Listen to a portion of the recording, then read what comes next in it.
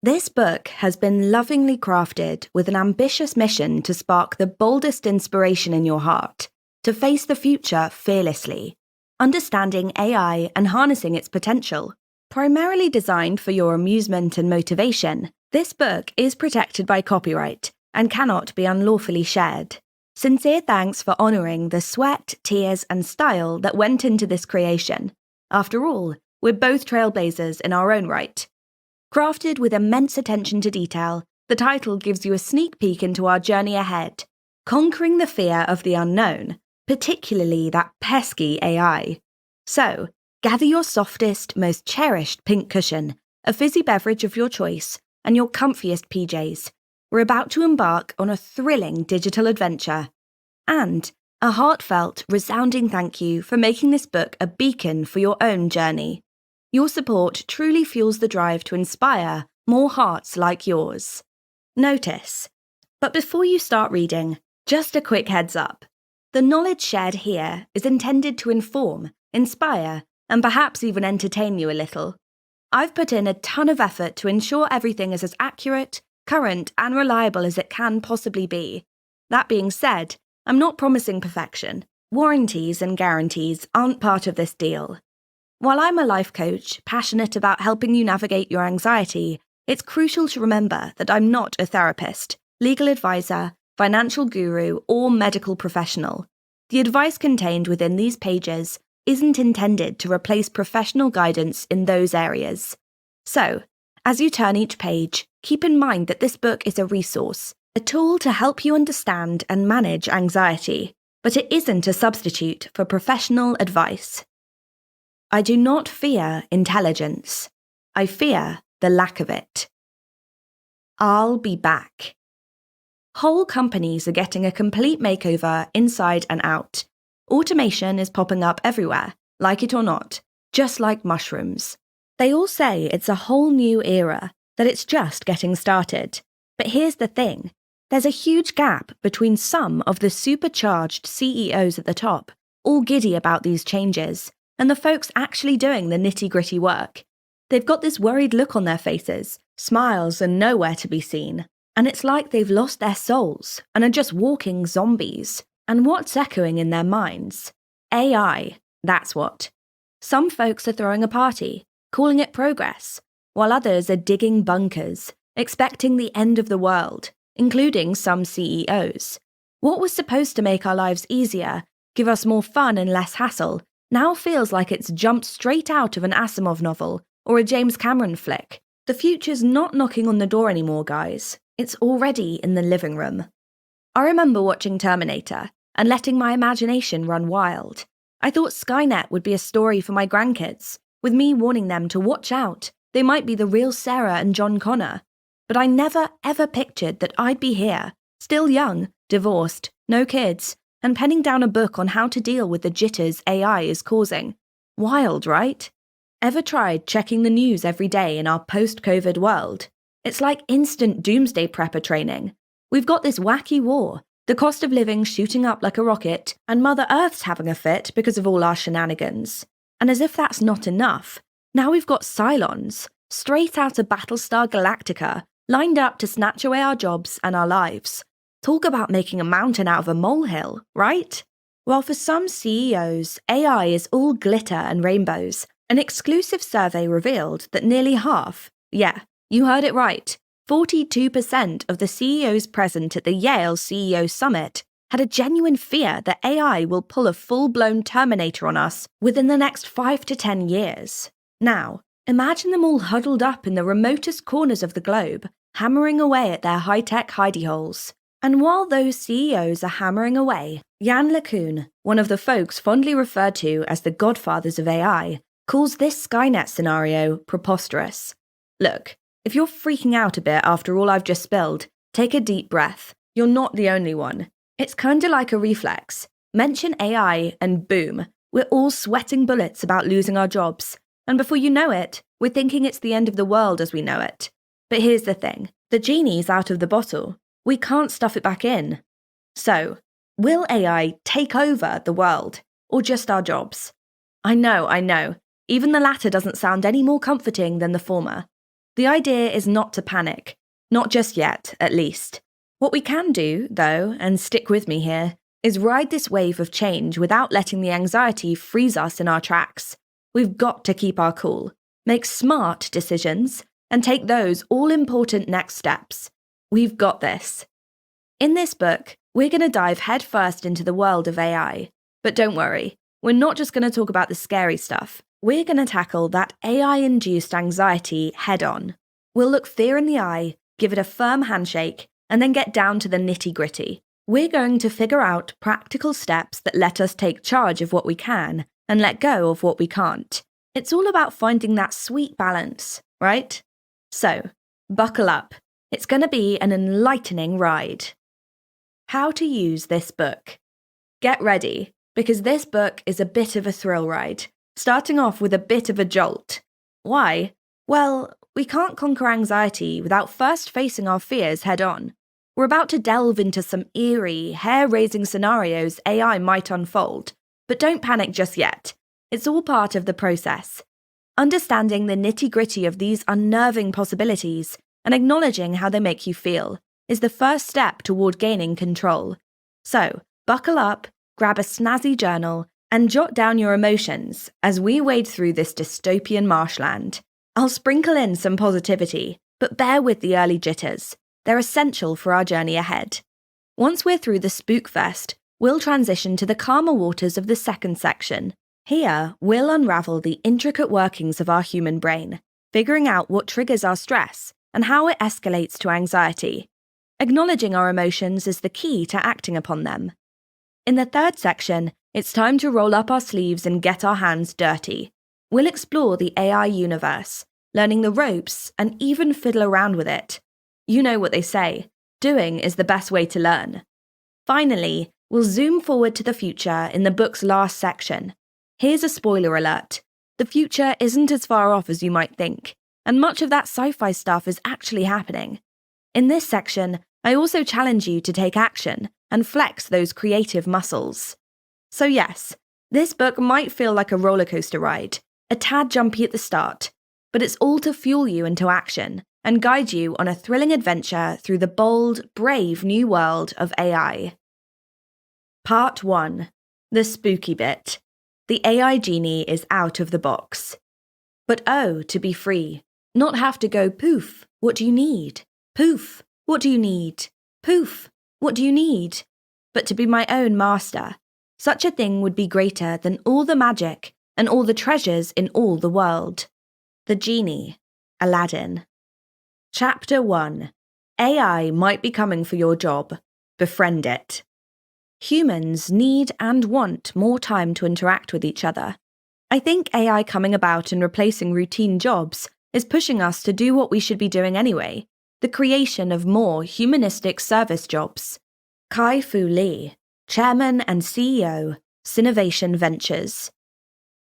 Before we plunge headfirst into this whirlpool of AI-induced anxiety, let's get our facts straight. Let's suss out the realities and the doom and gloom narratives that are doing the rounds. Why, you ask? Simple. We've got to know what's pushing our panic buttons before we can figure out how to switch them off. The crux of it all? Fear of the unknown. The less we know about something, the more our nerves get all jittery and jumpy. And let's be honest, the whole AI enchilada is still a mystery to most of us. But one thing's clear as day. AI is a game changer, and it's got its eyes on our jobs. Yep, I said it. Change is coming. Much like how Edison's light bulb had the lamplighters sweating bullets back in the day, AI is set to flip the world as we know it on its head. Bet the lamplighters had some choice words for Edison, but look around. Electricity's made life a whole lot easier, hasn't it? Progress always demands change, often for the better. Sometimes things seem a bit unclear. Europe's largest selling newspaper, Germany's Bild tabloid, recently announced about 200 job cuts, citing the promising potential of artificial intelligence. That's right, the chief honcho, Matthias Döpfner himself, stepped up to drop this bombshell. He declared that Bild was shifting gears to become a strictly digital media company. Fast forward to June 2023, and the narrative took an unexpected turn. The higher-ups at the company clarified that the job cuts were actually part of a strategic restructuring of their regional newspaper business. It might seem weird to say this if you're full on AI anxiety, but instead of gearing up for an all-out war against AI, let's extend an olive branch. Hear me out. Think about voice professionals, the folks behind the soothing tones of our beloved audiobooks. Yep, they're feeling the AI heat too. But wait, here's a thought. What if they clone their own voices for projects with leaner budgets? Feeling a bit spooked? Don't. Picture this. You're lounging on your comfy couch, binge-watching your favourite Netflix show, all while your cloned voice is out there earning you a tidy sum in royalties. Sounds sweet, right? The economy's gearing up for a two-tier model. On one hand, we'll have the pricier projects managed by real humans, and on the other, we'll have the budget-friendly ones, bringing numerous projects to life. So, the ball's in your court. A human voice or a cloned voice? See where I'm going with this? Embracing AI seems to be the smart play here. If your workplace has already jumped on the AI bandwagon, hop on and learn the ropes. If you've been tossing around some out-of-the-box ideas for a potential side hustle involving AI, don't sit on it. Make a move. AI is poised to become a game changer for entrepreneurs, turning dreams into reality faster and cheaper than ever. Time is of the essence. The sooner you hop onto the AI Express, the better. But let's address the elephant in the room. Is AI really going to gobble up our jobs? Well, the World Economic Forum had some interesting figures to share back in October 2020. They predicted that around 85 million jobs might bite the dust by 2025. But here's the twist. They also estimated that a whopping 97 million new jobs would be created. So no, it's not all doom and gloom. It's an opportunity bonanza. It's an open field, ripe for the taking, filled with possibilities that this tech revolution is unfolding before us. So, the question really is, are you going to let your fears hold you back from grabbing these golden opportunities? It's like this. Let's say you stumble upon a magical doorway. Humour me. You've got two choices. You can either stand at the threshold, petrified, fearing what lies on the other side, or you can muster up some courage, take a deep breath, and stride through that door, ready to embrace whatever comes your way. And that's what we need to do with AI. We have to embrace the change, adapt, evolve, and make the most of it. Heck, make it work for us, not against us. Don't get me wrong, change can be scary, but it's also exciting. It pushes us out of our comfort zones. It challenges us. It makes us grow. So let's not fret about AI snatching away our jobs. Let's look at it as an opportunity for us to discover new roles, new skills, and new paths that we might never have considered otherwise. In the end, it's all about perspective, isn't it? We can view AI as this big, scary monster out to ruin our lives, or we can choose to see it as a tool, a resource that we can use to our advantage, to create, to innovate, to dream bigger. And if you ask me, I know which perspective I'd rather choose. Chapter 2. The 6 AI Ethical Principles. Humans have many limitations. The objective of compassionate artificial intelligence is to overcome those limitations in terms of honesty, integrity, compassion, and caring. Amit Ray. Isaac Asimov, in his iconic novel I, Robot, came up with a set of guidelines that have stood the test of time. These are popularly known as Asimov's 3 laws of robotics. The first law is that a robot shall not harm a human, or by inaction allow a human to come to harm. The second law is that a robot shall obey any instructions given to it by a human. The third law is that a robot shall avoid actions or situations that could cause it to come to harm itself. Now, if there's ever a kerfuffle where these laws get into a bit of a headlock with each other, it's the first law that takes the throne. Humans come first, no questions asked. Sorry, bots. Fiction doesn't have a monopoly on all things ethical in the tech world. The Vector AI Research Institute have been hard at work adding their own mix to the pot. AI should benefit humans and the planet. AI systems should be designed to reflect democratic values. AI systems must reflect the privacy and security interests of individuals. AI systems should remain robust, secure, and safe throughout their life cycles. AI system oversight should include responsible disclosure. Organizations should be accountable. So, we're not diving into the world of AI completely blind. We're already thinking on how to integrate AI into society safely and productively. But here's the deal. Despite these safety precautions, we still see a lot of fear-mongering, don't we?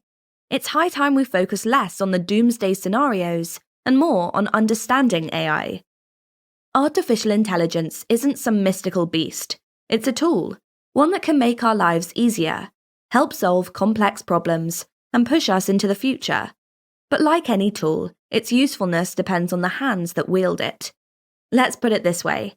A hammer can either build a house or destroy it. It's not the hammer that decides, it's the person wielding it. The same logic applies to AI, at least until it gets sentient. We shouldn't forget that it's humans behind these AI technologies. It's up to us to make the rules, to steer the ship. And with guidelines like Asimov's laws and Vector AI's principles, we have the roadmap to do just that.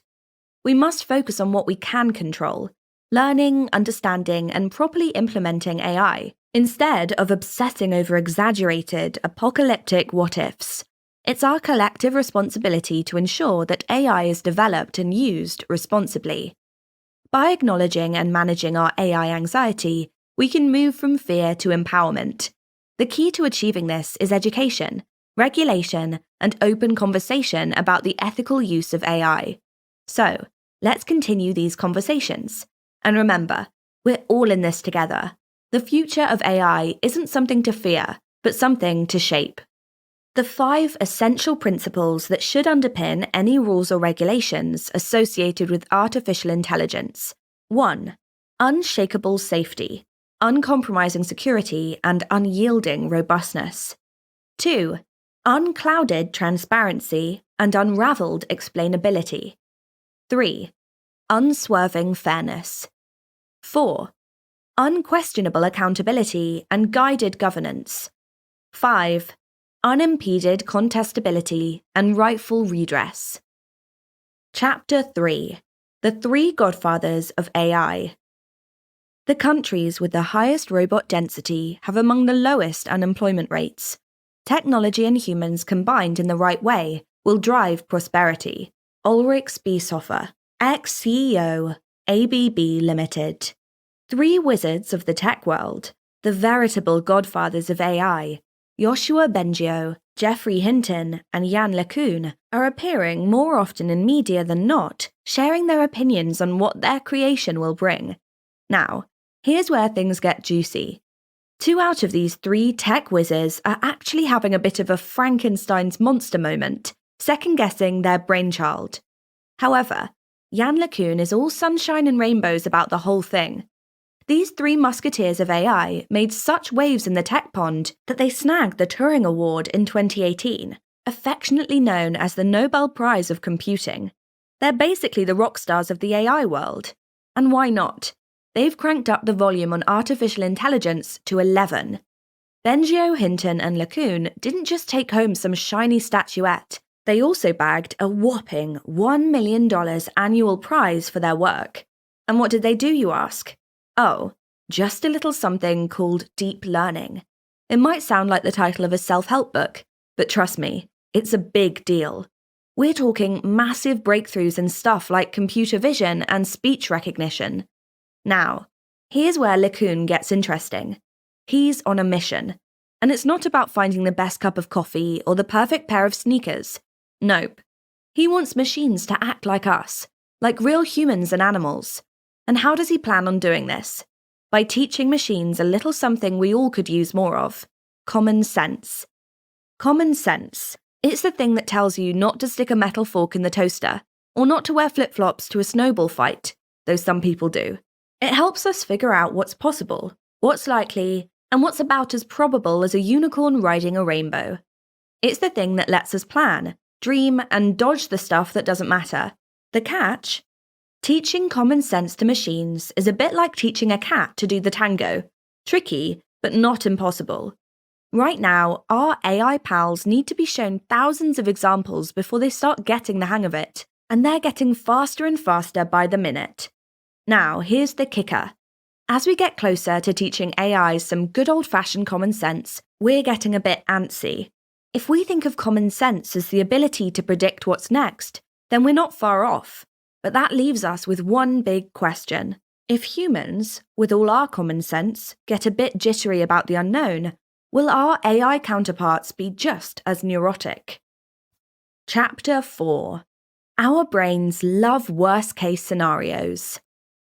We suffer more often in imagination than in reality. Seneca. Our brain is a bit like that overly cautious friend who always carries an umbrella, just in case. It loves to whip up these mind-boggling, spine-tingling hypotheticals, all in the name of keeping you safe and sound.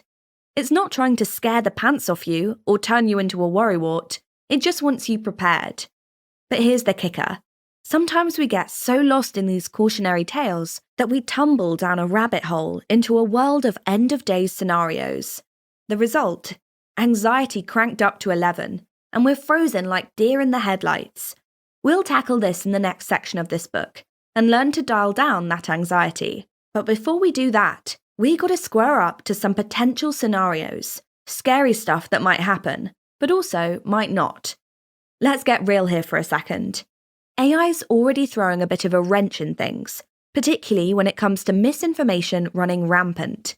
It's not that misinformation's a new kid on the block, but AI's like a megaphone blasting it out on full volume. This can wreak havoc on our mental health. We're left questioning what's real and what's fake, eyeing every news article and online image with suspicion. But hey, there's a silver lining. Regulations are springing up to deal with this. And we might even start seeing a two-tier economy, with some budgets set aside for tasks handled by machines and others for us good old humans. The confusion and chaos misinformation causes isn't some far-off problem of the future. It's real, and it's happening right now. Remember the Wild West of the 90s internet and the birth of social media? Misinformation was swirling around then too. But we got smarter, learned to separate the wheat from the chaff, and we can do it again. Sure, there are darker scenarios to consider, like rogue individuals using AI for no good, downright nasty purposes. Bioweapons, dystopian control agendas, you name it. But remember, behind these acts, there's always a dubious human with shady motives pulling the strings. Let's go back in time, to Chicago in the 1930s. Picture this. City districts with bold, ugly red lines slashing through, segregating areas where African Americans lived, essentially shutting the door on their loan applications. That's not some twisted game of Monopoly. That's a grim chapter in our history. Flash forward to now, and we've got a similar scenario unfolding. But this time, our star player isn't a pen. It's artificial intelligence. You might be thinking, AI? That's super smart tech. Nah, can't be. Well, here's the catch. AI, for all its sci-fi glamour, is only as smart as the data we feed it. So here's the thing. AI, as awesome as it is, has a bias issue. And when this bleeds into banking, the consequences can be harsh, even devastating. Just like those red lines back in 1930s Chicago, today's AI can inadvertently perpetuate discrimination, and that is a problem we need to fix. Perhaps the most chilling possibility is one straight out of Mary Shelley's classic, Frankenstein, where the creation turns on the creator. Stanley Kubrick gave us a similar scene in 2001, A Space Odyssey, with HAL, and who can forget Skynet in Terminator? But these blockbuster scenarios might just be distracting us from a very real concern happening right now, the environmental impact of AI. Are we taking the right steps to mitigate that? Our brains sure do love a good doomsday scenario, but remember, they're just trying to prep us for any curveballs life might throw. If we can mentally navigate these worst-case scenarios, we can handle whatever reality decides to dish out. The key is to stay informed, stay calm, and remember, not every storm cloud means the end of the world. Chapter 5. Fraudster's Dorado. The fraudster's greatest liability is the certainty that the fraud is too clever to be detected. Louis J. Free. I was once the Sherlock Holmes of the betting industry, a fraud team leader for a betting company. Let me tell you, It was like peeking behind the curtain into a world of fraudster shenanigans that would blow your socks off. I'm talking fake IDs, counterfeit documents, and more convoluted schemes to launder dirty money through betting than you can shake a stick at. But fast forward to our brave new world of AI, and it's like we've handed these baddies a brand new toolkit for mischief. We're talking about creating phantom companies, forging digital identities, or straight up swiping someone's personal details, all at breakneck speed. Gone are the days when these devious activities took weeks to plan and execute. Now they're just a few clicks away. You may be thinking, that's just the betting industry. But hold on to your hat, because this isn't confined to one sector. Imagine embedding a mole in a digital bank to rinse money clean, or sneak a spy into a rival company to pilfer patient secrets. And let's not forget about the ever-present scams that invade our phones and emails like unwelcome guests. Feeling jittery? Well, buckle up, because there's more. Imagine unwittingly welcoming a sanctioned individual into your company, or falling victim to the most common fraud trick in the book, email compromise. You know the drill. Some fraudster dons a digital disguise to mimic a legitimate business, then pounces with a well-timed email about a payment that magically diverts your cash straight into their grubby hands. In a survey by the Association of Certified Fraud Examiners, over 60% of businesses said they found onboarding new vendors moderately or extremely challenging, with 52% feeling the same about welcoming new customers. Sounds pretty spooky, right? But don't start boarding up the windows just yet. In the same way that these fraudsters see AI as their golden ticket to illicit riches, companies are also harnessing AI's potential to fight back, and they're bringing out the big guns. Even though the ACFE estimates that businesses lose about 5% of revenue to fraud each year, over half are planning to recruit AI and machine learning in their battle against the fraudsters. It's like an epic game of high-stakes chess, with each side using the latest tech to outsmart the other. So yes, our world is changing at warp speed, and with it comes a whole host of challenges and opportunities. For every potential threat, there's a countermeasure waiting in the wings. 10 years from now, we'll be working in ways we can't even imagine yet. No, it's not spooky, just different. And hopefully, it'll free up more time for us to kick back, relax, and do what we love. Now, isn't that a future worth betting on? We're not just dealing with fraud on a grand scale anymore. Nope. The game's gotten personal too. Let me tell you a little story about my time living in Japan. The hot scam on the block there was the Sagi, or as we call it, the It's Me scam. Some wise guy would call up unsuspecting parents, saying, "Hey, it's me," and bam, before you know it, they've been scammed out of their money. This worked a treat because, let's face it, communication within families in Japan, especially when you're talking about the older generation, isn't exactly top-notch. Fast forward to now, and technology swooped in and taken things up a notch. It's made it super simple to clone voices, and have parents believing they're chatting with their darling child, when in fact, they're dealing with a cold, hard scammer. Trust me, voice clone scams are snowballing, especially in the US. There's this story of a mum from Scottsdale, Arizona, who was conned into believing her child was kidnapped, all because of a scammer with a cloned voice. But it gets worse. Prepare yourself for a term called sextortion. Imagine a scammer taking innocent photos of you and using AI to morph them into explicit deepfake content. It's as disgusting as it sounds. And what's worse, these schemes are targeting children. These bottom feeders are using deepfakes to shame and manipulate victims. It's beyond terrible. The old school scammers would actually have to coax their victims into sending explicit images. But now, all they need to do is a little web surfing, create some deepfakes, and boom, you're in a world of trouble. And once those photos hit the internet, good luck trying to scrub them off. Now, you'd think the law would step in and stop this madness, but the sad truth is, lawmakers are often trailing behind when it comes to technology. But hey, let's not lose hope. Just as technology is helping these scammers, it's also going to be the key to shutting them down. Yes, it's scary, and it can make you feel like you're living in a constant state of anxiety. But remember, in every era, there've always been those trying to exploit others. And every time, we've found a way to counter it.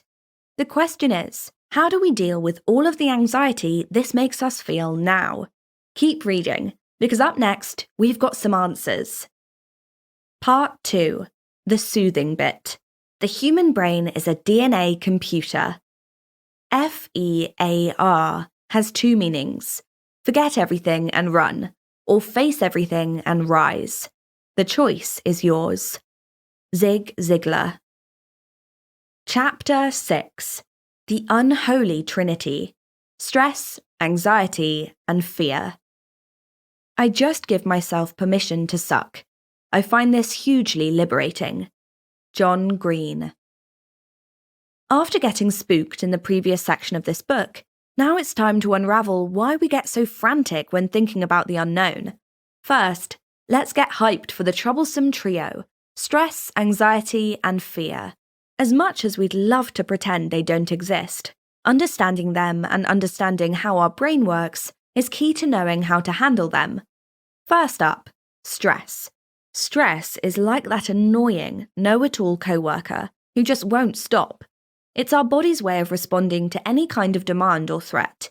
When you sense danger, whether it's real or imagined, the body's defenses kick into high gear in a rapid, automatic process known as the fight or flight stress response. Now, stress isn't always a bad thing. You heard me right. It can actually be beneficial at times, giving you extra strength to protect yourself, for example, or keeping you on your toes during a big presentation at work. Think about Bruce Springsteen. The boss himself doesn't see his pre-concert jitters as stress. He sees them as excitement. And you can do the same. Reframing your stress as excitement can completely change your perspective on the situation. So next time you feel that knot in your stomach, instead of thinking, "I'm so stressed about AI," you can tell yourself, "I'm excited to learn more about AI." Turn that stress into anticipation, and you might find yourself more motivated to dive into the subject matter. Stress might seem like a burden, but when you learn how to reframe it and use it as motivation, it can become a tool for personal growth. Just think of it as turning that pesky cousin into your personal assistant. Now, how cool would that be? However, it's when stress becomes chronic, when it's constantly on replay, that it starts wreaking havoc, and nobody's got time for that. Picture this. There's a swirling tornado of stress brewing within you. Whispers are rustling through your workplace, hints of impending changes in the system driven by this formidable force called AI. You can practically feel the temperature in the office drop a few degrees at the mention of it. The word change echoes in your ears, amplifying the thunderous beat of your heart. A shiver of unease trickles down your spine as you start to worry about the security of your job. The future seems hazy, uncertain, and that very uncertainty becomes the monster under your bed, unseen but frighteningly real. Will you still have a place in this new landscape, or will the march of progress leave you in its wake? The uncertainty is almost paralyzing, adding weight to your steps as you walk through the office corridors, turning your job into an obstacle course of what-ifs. If stress is the pushy coworker, anxiety is like that nagging feeling that you've left the oven on. It's a sense of dread, a worry about what's to come. It's the fear of the future, the what-ifs that keep you up at night. Unlike stress, which can have a definable cause, anxiety often lingers even when there's no clear or immediate threat. It's like a shadow that follows you around, casting doubt and creating imaginary scenarios that would give any soap opera a run for its money. Not exactly a fun companion, right? In the theatre of your mind, a drama of epic proportions unfolds. The office door morphs into a stage, and on it, the most dreaded yet captivating spectacle comes to life. Your heart pounds a frantic rhythm as you visualize the Terminator, that juggernaut of technology, striding confidently through the entrance, eyes glowing menacingly, gears whirring, ready for action. The image is so compelling, so ominously tangible that you can almost hear the rhythmic thud of its steel-clad feet against the office carpet. An icy wave of sweat trickles down your back, chilling you to the bone, yet you find yourself riveted to the spot, eyes locked onto the office entrance, anticipation and dread warring within you. Your heart thuds in your chest, each beat echoing the footsteps of the impending technological takeover. Your breath hitched, your eyes wide. You can't tear your gaze away from the door, half expecting to see the silver gleam of the Terminator at any moment. Your mind, once a safe haven, is now a breeding ground for fear, conjuring up images that stir your anxiety, fuel your dread, and leave you teetering on the edge of panic. Last but not least, we've got fear. Fear is primal. It's that instinctual feeling that you get when you're faced with a legitimate threat. It's the terror you feel when you hear an unexpected noise in the middle of the night, the instinct to jump out of the way of an oncoming car. Fear and anxiety might seem like two peas in a pod, but there's a key difference. Fear is a response to a real or perceived immediate threat, while anxiety is an expectation of future threat. So while fear is a response to something happening right here, right now, anxiety is all about worrying over what could potentially happen down the line. Now, all three of these experiences can feel overwhelming, and frankly, a bit scary. But here's the good news. They're normal reactions, and we all experience them. More importantly, we have the ability to manage and even alleviate them. The first step is understanding what they are. The next step is to understand how our brains and bodies work when these three appear in our lives. The last step is learning strategies to deal with them effectively. Stress, anxiety, and fear might be part of life, but they don't have to run the show. You're in charge here, and with the right tools, you can keep this troublesome trio in check. Chapter 7. Happy Human Brains. I like nonsense. It wakes up the brain cells. Dr. Seuss. We often view our brains as nature's masterpiece, the pièce de résistance of evolution. They're the crown jewel in the kingdom of life that has enabled us to master our planet. Yet their brilliance lies not in perfection, but in their splendid imperfection. Here's the kicker. Our struggles with anxiety stem from a fundamental misunderstanding of how our brain works. Regrettably, we aren't born with an inbuilt user's manual for our minds. It's a DIY project where we must uncover the instructions ourselves. But here's the real zinger. Nobody ever really tells us how our brains work. Unless we experience a significant event, we mostly cruise through life in autopilot, blissfully unaware. However, the golden ticket to leveraging our minds, to understanding ourselves better, lies in grasping how our brains operate. By decoding our brains, we can arm ourselves with the tools to anticipate and manage anxiety. Now, anxiety isn't the villain here. It's an evolutionary necessity, a survival tool. Our brains developed two primary systems to make us the survival champs we are today. Yet, in our rapidly evolving technical society, this survival mechanism can sometimes feel more like a hurdle than a helping hand. Anxiety can be initiated by two main hubs in our brains, the amygdala and the cortex. When these control centers are in harmony, they're an incredible asset for our success. But when they're off kilter, we may need a little extra help to rein them back in. The first step in taming anxiety is recognizing where it originates. For instance, if you open your door to find the Terminator brandishing a gun, your amygdala would sound the red alert before you could even blink. However, if you're persistently fretting over AI snatching your job, that's your cortex running amok. Your brain doesn't distinguish between real and perceived threats. It treats them all with equal urgency. When we obsess over a thought perceived as threatening, the cortex relays a distress signal to the amygdala, which then triggers the anxiety alarm. So, it's evident that our brilliant yet imperfect brains sometimes struggle to discern fact from fiction. You might be thinking, wait, isn't that a design flaw? The truth is, this is the perfect mechanism for our survival. Without our brain's overactive threat detection system, we might not even be here. To manage anxiety effectively, we need to recognize whether it's stemming from the amygdala or the cortex, as each requires a different coping strategy. Remember, you've been cruising on autopilot until now.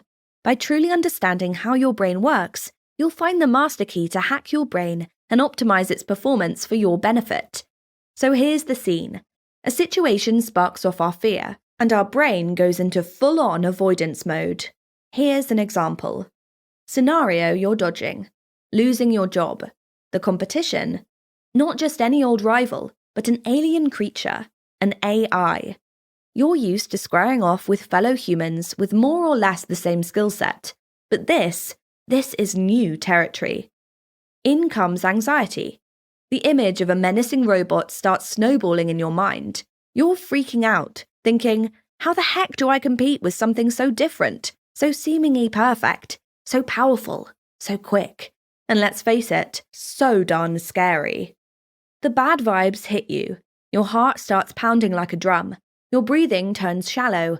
You're sweating bullets, and heck, you're on the brink of hurling. You put on your running shoes. You don't want to feel this way. I mean, who in their right mind enjoys feeling lousy? So, you book it out of there. Try to ignore the situation and do your darndest to avoid it the next time. Well, at least until social media or the news brings up AI again. Anxiety checks out. Whoa. So if I turn a blind eye to it, it'll just disappear, right? Well, not really. The more you play ostrich and bury your head in the sand, the worse it gets. Our brain has this survival instinct. It's always trying to save us from unpleasant situations. But guess what? Dodging isn't really the solution here. Let's dig in and figure out why. Chapter 8. Fire Alarm. The brain is a wonderful organ. It starts working the moment you get up in the morning and does not stop until you get into the office. Robert Frost. Our brains are like high-tech smoke detectors, the danger and pleasure detective machines. They're not flawless in their duty, but that's their real charm. Much like your kitchen smoke detector blaring at the sight of a slightly burned toast, our brains can misinterpret benign stimuli as dangerous threats. And believe it or not, this characteristic is what has allowed us to survive and thrive. Take this for example. Our brains can mistake a harmless rock for a predatory tiger, or a simple graffiti for a venomous spider. This triggers an immediate response from our bodies to confront or escape the potential threat. The amygdala, our internal alarm system, sets off a cascade of reactions, including the release of stress chemicals, that prepares us for a fight or flight response. If it turns out that the perceived threat was just a rock or graffiti, a wave of relief washes over us. This is when the cortex steps in, takes a second look, and confirms that the initial alarm was a false one. Imagine if the cortex had jumped in before the amygdala. We'd probably have ended up as a tiger snack. This is the same system that helps us dodge an accident at a busy intersection. Techniques to manage this amygdala-triggered anxiety differ from those used to handle anxiety stemming from the cortex. Sure, we can be startled by things we mistake for dangers, and our instinctive response might be to avoid these threats at all costs. For instance, if you have arachnophobia and a graffiti spider sends your heart racing, your brain is merely doing its job. But consistent avoidance can reinforce this fear and might even worsen the anxiety over time. Dodging the issue is not the solution. Instead, gradual exposure and reassurance can teach your brain to react calmly. If you're scared of heights, you don't have to go bungee jumping straight away. Instead, you could slowly get accustomed to being on higher floors of a building. This book, however, won't delve into strategies for managing amygdala-originating anxiety. Mistaking your toaster for a Terminator is, thankfully, still the stuff of science fiction. If you do struggle with fears that originate in the amygdala, seeking professional help from a therapist is highly recommended. Remember, the mantra is never to avoid. Train your brain to conquer anxiety, one small step at a time. In this book, we will mainly focus on anxiety originating from our incredible cortex, the source of rumination, overthinking, and those sleepless nights. Chapter 9. Overthinking much. Don't get too deep. It leads to overthinking, and overthinking leads to problems that don't even exist in the first place. Jason Engay. Alright, so right about now, you're probably either rolling your eyes in amazement at how mind-blowingly complex our brains are, or you're getting a bit bogged down and feeling that old frenemy, anxiety, sneak up on you. Don't panic. Overthinking isn't always the bad guy, as long as it doesn't start running the show. It's actually a pretty nifty trick our brain has up its sleeve, helping us to play out scenarios so we're always ready to jump into action. Our brains aren't out to make life hard for us. They're just wired to keep us safe and ready for anything life lobs our way. As long as we know how to keep overthinking from spiraling out of control, we're golden. But hang on a minute. Isn't overthinking a one-way ticket to Anxietyville? Well, yes and no. While it's true overthinking can feed anxiety, its main goal is to prepare us for what's to come. The trouble starts when overthinking cranks the anxiety levels so high that we freeze up like deer in the headlights. That's where we're going to tackle learning how to keep overthinking in check and actually use it to our benefit. Wait, what? Benefit from overthinking? Absolutely. Take athletes, for example. They often run through their upcoming competitions in their minds, not because they're freaked out, but because they want to be prepared. They'll watch reruns of their past performances, not to beat themselves up, but to see where they can do better next time. This kind of overthinking, or visualizing the future, helps them get ready for the big game. And here's the clincher. How we interpret anxiety can make a world of difference to our experience. Take rock legend Bruce Springsteen. He sees that pre-show anxiety as excitement and uses it to fuel his performances. But if we start seeing that buzz as fear, it's going to feel like we're wearing lead boots. That's the power of our minds at work. So how does all this work exactly? Let's dive in and find out. Here's the lowdown. Our work scene is shifting big time, and our good friend AI is driving the change. It's got some of us spinning wild what-ifs and deep diving into a Terminator-style apocalypse. The thought of losing our jobs to this tech whiz we barely understand. It's spooky, right? Our brains kick into overdrive, spinning out worst-case scenarios, all in the hope of prepping us better than John Connor ever could. But here's the kicker. If we're dreaming up the wrong horror stories, we're just fanning the flames of anxiety and heading down a rabbit hole. See, AI is like a super tool. It's here to help us slog through the mind-numbing, snore-worthy parts of our work. Sure, it's gonna shake up a few job descriptions, but it's not about to trigger Armageddon. Here's what we've got to do. We need to get a handle on those wild thoughts and zero in on what we can control.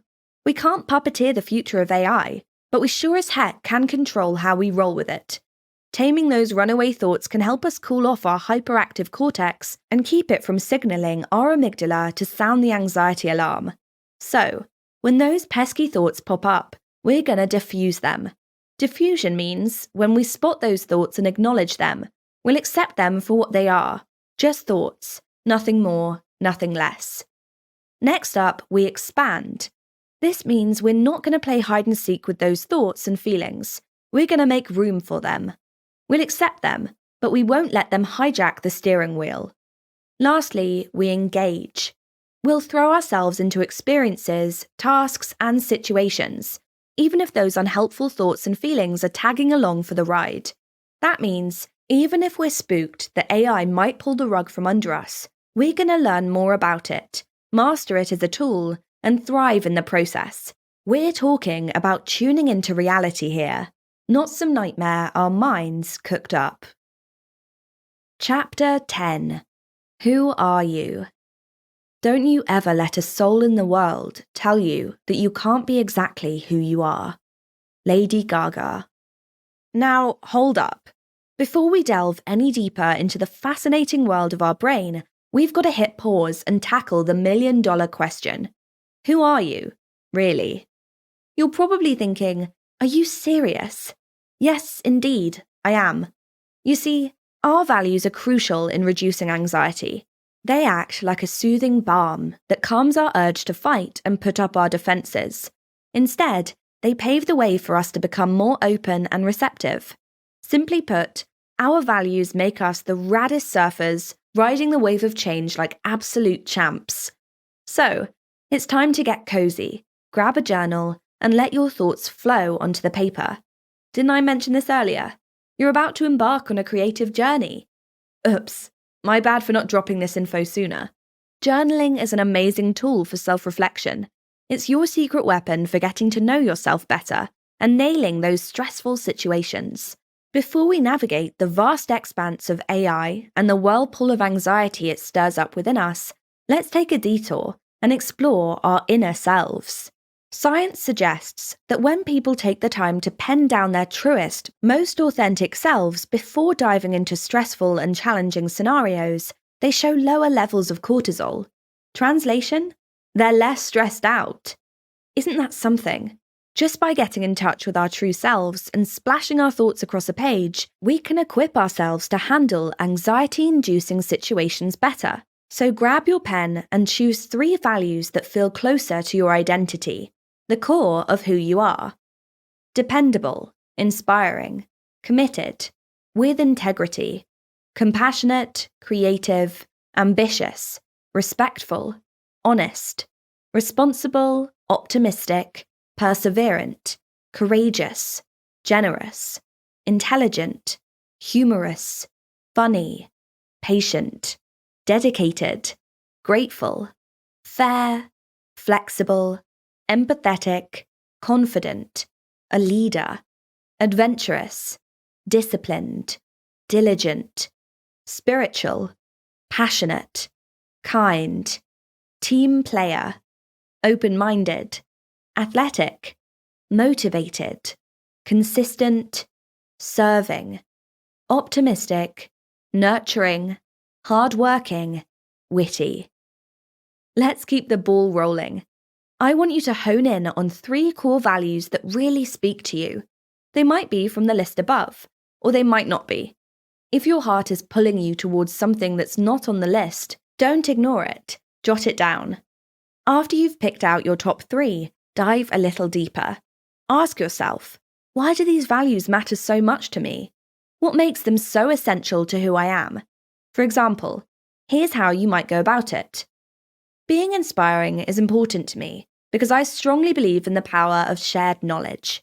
Every life lesson I've gathered along my journey has the potential to light the way for someone else, and that's the gift I'm eager to give.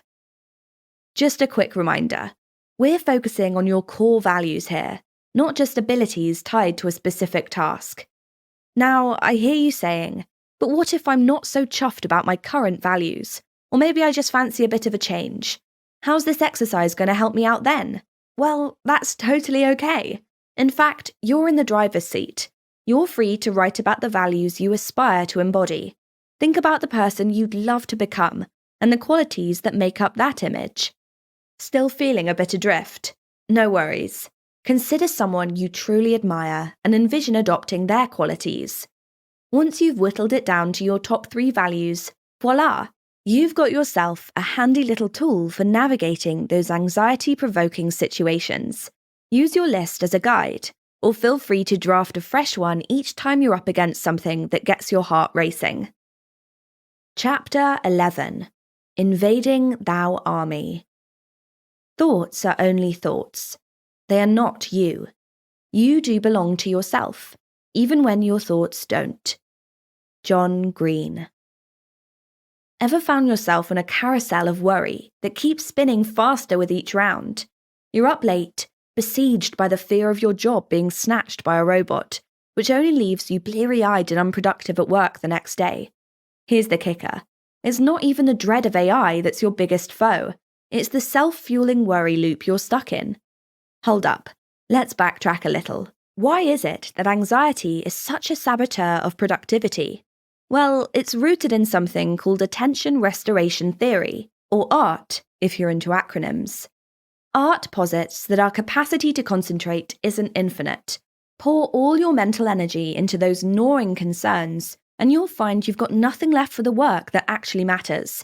So, what's the key to keeping our focus sharp and our work quality high? Good old-fashioned rest, just like your mum or grandma has been telling you all along. But here's where it gets a little complicated. When we fixate on our worries, particularly about something as nebulous and futuristic as AI, we inadvertently strengthen the anxiety-inducing cycle. The more you read those dystopian AI articles, the more your social media feeds you similar content, and the stronger your anxiety grows. As if that weren't enough, your well-meaning but similarly anxious coworker might be unknowingly fanning the flames too. Chatting over coffee while they spill their AI fears can just add more logs to your anxiety bonfire. There's actually a neuroscientific reason for this. It's due to something called mirror neurons. These are brain cells that fire not only when you perform an action, but also when you see someone else doing it. You're probably thinking, well, that sounds like a recipe for disaster. And you wouldn't be wrong. If you're consistently surrounding yourself with pessimistic people, it's like you're signing yourself up for a subconscious mindset makeover, one that leans towards fear and worry. But fret not, there's a silver lining to this whole conundrum. Ready to bring out that journal again? Jot down 10 activities that charge your batteries and leave you feeling ready to conquer the world. Next to each, note how you feel after you've done it. The results might surprise you. Activities you thought were reviving may actually be draining you, while others that seemed mundane might just be hidden energy boosters. We all have those draining tasks we can't dodge. Hello, tax season. When faced with these energy zappers, the goal isn't to avoid, but to acknowledge how they make you feel. Be present with the discomfort, but don't let it steer the ship. From your list of 10, try substituting the draining activities with energizing ones, following the SMART principle. That is, making changes that are small, measurable, achievable, relevant, and time-bound. Ever given mindfulness a shot? It's a mental workout that boosts your brain's ability to recognize and manage invasive thoughts. Whether you're washing dishes, walking your dog, or just taking a breather on the sofa, you can be mindful. By being wholly present and engrossed in the task at hand, focusing on every sensation, you give your mind a break from the intruding thoughts, helping to keep them under control. Now, how about giving that a try? Imagine we've just finished making our positivity list and spent a few mindful moments, but that rambunctious army of intrusive thoughts is still lingering around. It's like an uninvited party guest that just won't leave, right? Well, it's time to pull out the big guns. And by that, I mean we're going to quite literally take up more space. Did you know the way you physically hold yourself can influence how you feel? Now, this might sound like it's straight out of a comic book, but bear with me. According to psychologist Amy Cuddy, adopting a power pose, think Superman or Wonder Woman, hands on hips, chin up, standing tall and proud, can make a world of difference. Cuddy suggests that holding one of these powerful stances for just 2 minutes can actually decrease the stress hormone cortisol in your system, which, in turn, can boost your performance. Interesting, huh? Think about it this way. When we allow our bodies to take up space and strike a power pose, we're kind of tricking our brains. It's as if we're signaling to the big control center upstairs, hey, everything's A-okay down here, no threats in sight. And guess what? Our brain, that sucker for non-verbal cues, is likely to fall for it, easing up on the stress response and leaving us feeling more confident and less anxious. So, the next time you're feeling a tad nervous, try this little experiment. Find a quiet space, stand tall, plant your hands on your hips, and channel your inner superhero. Breathe deep, feel your chest expand, your shoulders pull back, your spine lengthen. Hold it for 2 minutes. Maybe visualize vanquishing that army of worrywarts while you're at it. See how you feel afterward. Chances are, you'll feel just a bit more equipped to face whatever's ahead. Remember, our bodies and minds are in constant conversation. So, the next time your mind is feeding you stress, try talking back with a power pose. Chapter 12. Calming down anxiety. Anxiety is like a rocking chair. It gives you something to do, but it doesn't get you very far. Jodi Picoult. Remember how we've been talking about our brain? It's like the world's best drama producer, spinning up wild tales of imminent doom and despair, like some sort of Shakespearean tragedy, all set on the grand stage of your mind. I'm talking end-of-the-world level scenarios here. But before you start popping popcorn and settle down for the show, remember, it's all just a performance. Just a game of make-believe cooked up in our grey matter kitchen. What do you do when you find yourself in the front row of this Cortex-produced horror film? You diffuse the situation. Sounds like we're dealing with explosives, doesn't it? But in a way, it's not all that different. These thoughts have the potential to cause emotional explosions if not handled correctly. So, how do we diffuse these thoughts? It's all about the magic of words and images. Now, I'm not talking about Harry Potter level wizardry here. Words can take the form of text, speech, or even those pesky inner thoughts that seem to chatter endlessly. Images, on the other hand, can come from what we see around us, but also from what our imagination conjures up. And let me tell you, our imaginations can come up with some pretty wild stuff, often worthy of a Hollywood blockbuster.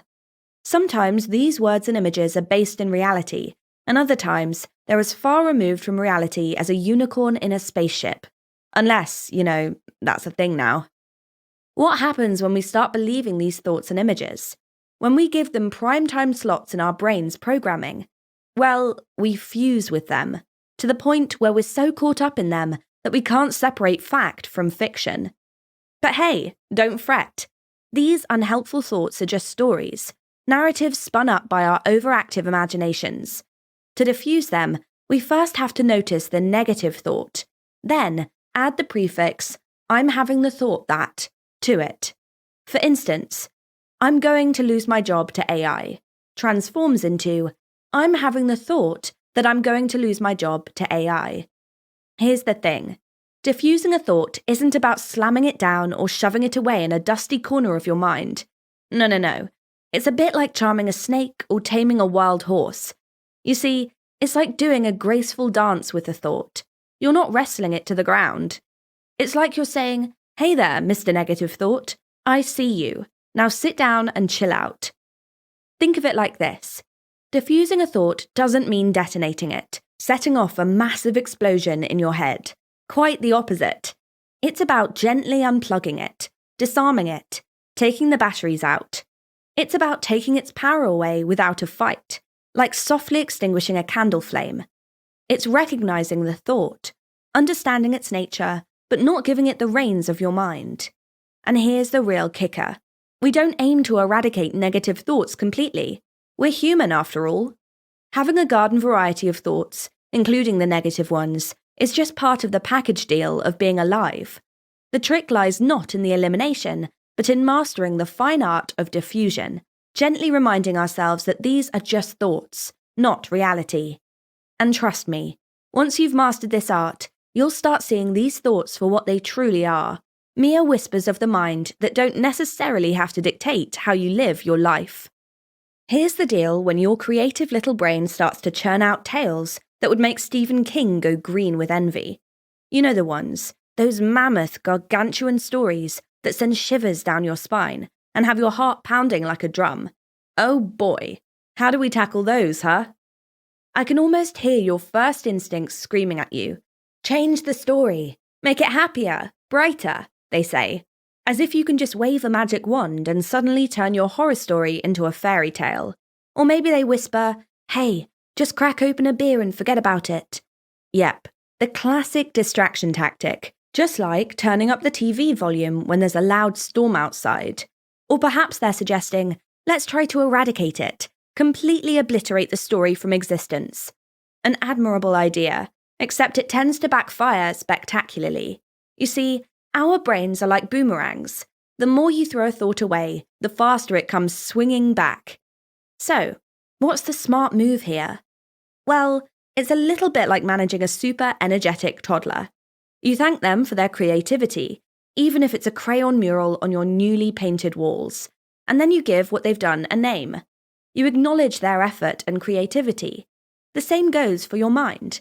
By naming the story, you're creating a little bit of distance from it, diffusing its power.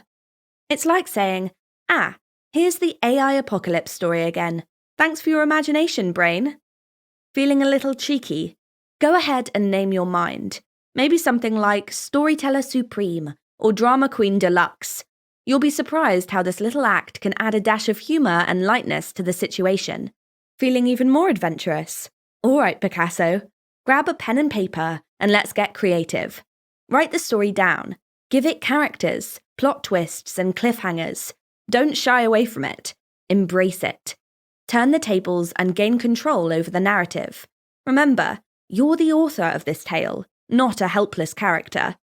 You might be surprised at how this process can help diffuse the negative vibes and get you back in the driver's seat. And who knows, in the process you might end up penning the next big sci-fi blockbuster.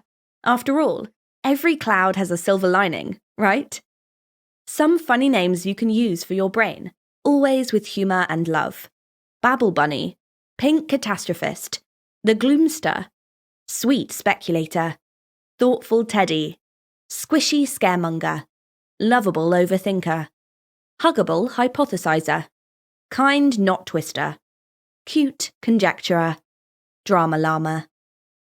Alright, so we've successfully diffused those nagging thoughts. Give yourself a pat on the back, because that's no small achievement. But, my friend, our journey doesn't end there.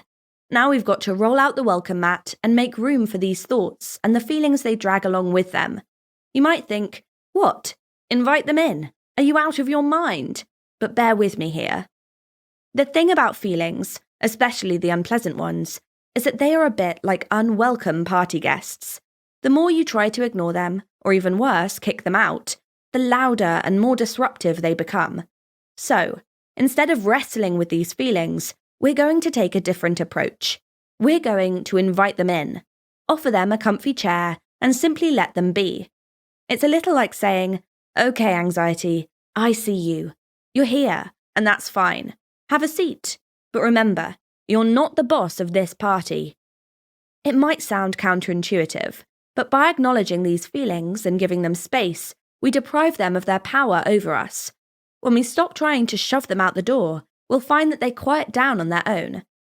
In this process, we grow a little bit bigger, we stretch our emotional muscles, and we become more resilient. It's like emotional weight training. Each rep makes you stronger. Now, are you ready for the next step? It's time to introduce the NAME exercise. NAME stands for Notice, Acknowledge, Make Space, and Expand Awareness. Notice how clever that is. It's literally telling us to name our feelings, to acknowledge them and make room for them in our emotional house. This isn't just about endurance, it's about becoming emotionally spacious. Alright, now I want you to bring to mind something that gives you a bit of the jitters, something that makes your palms sweaty, heart rate jump up a notch or two, but not too intense, alright? Let's not dive into the deep end just yet. Maybe it's public speaking, or that big meeting with your boss. Got it? Great. Now, let's do a bit of a body scan. Pay close attention to what's happening in your physical self. Is your heart drumming a lively beat? Do you have that clammy palm thing going on? Maybe your stomach's doing a little dance. Next, we're going to take a deep breath. I'm talking a big, belly-filling, soul-soothing inhale. Hold it for a moment, savor it, then let it out nice and slow. This little breathing trick is going to help calm the storm brewing inside. Here comes the interesting part. We're going to make room for the feeling.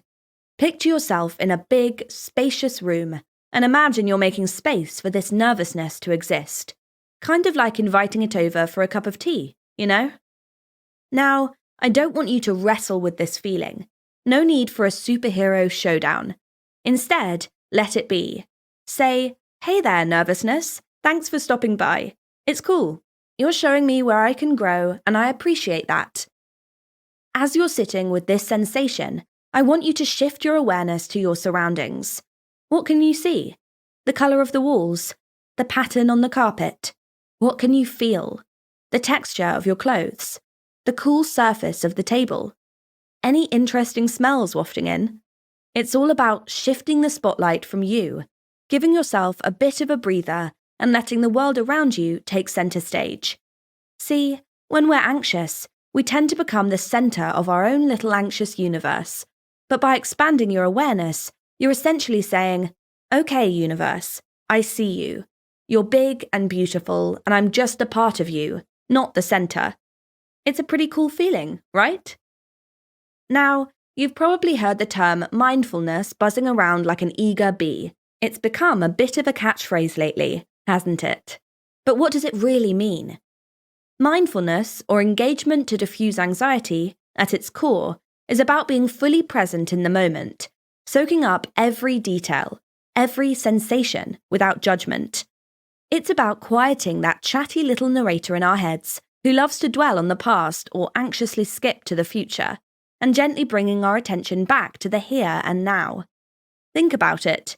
How often do we find ourselves gobbling down a meal without truly tasting it because we're too caught up in the latest Netflix binge?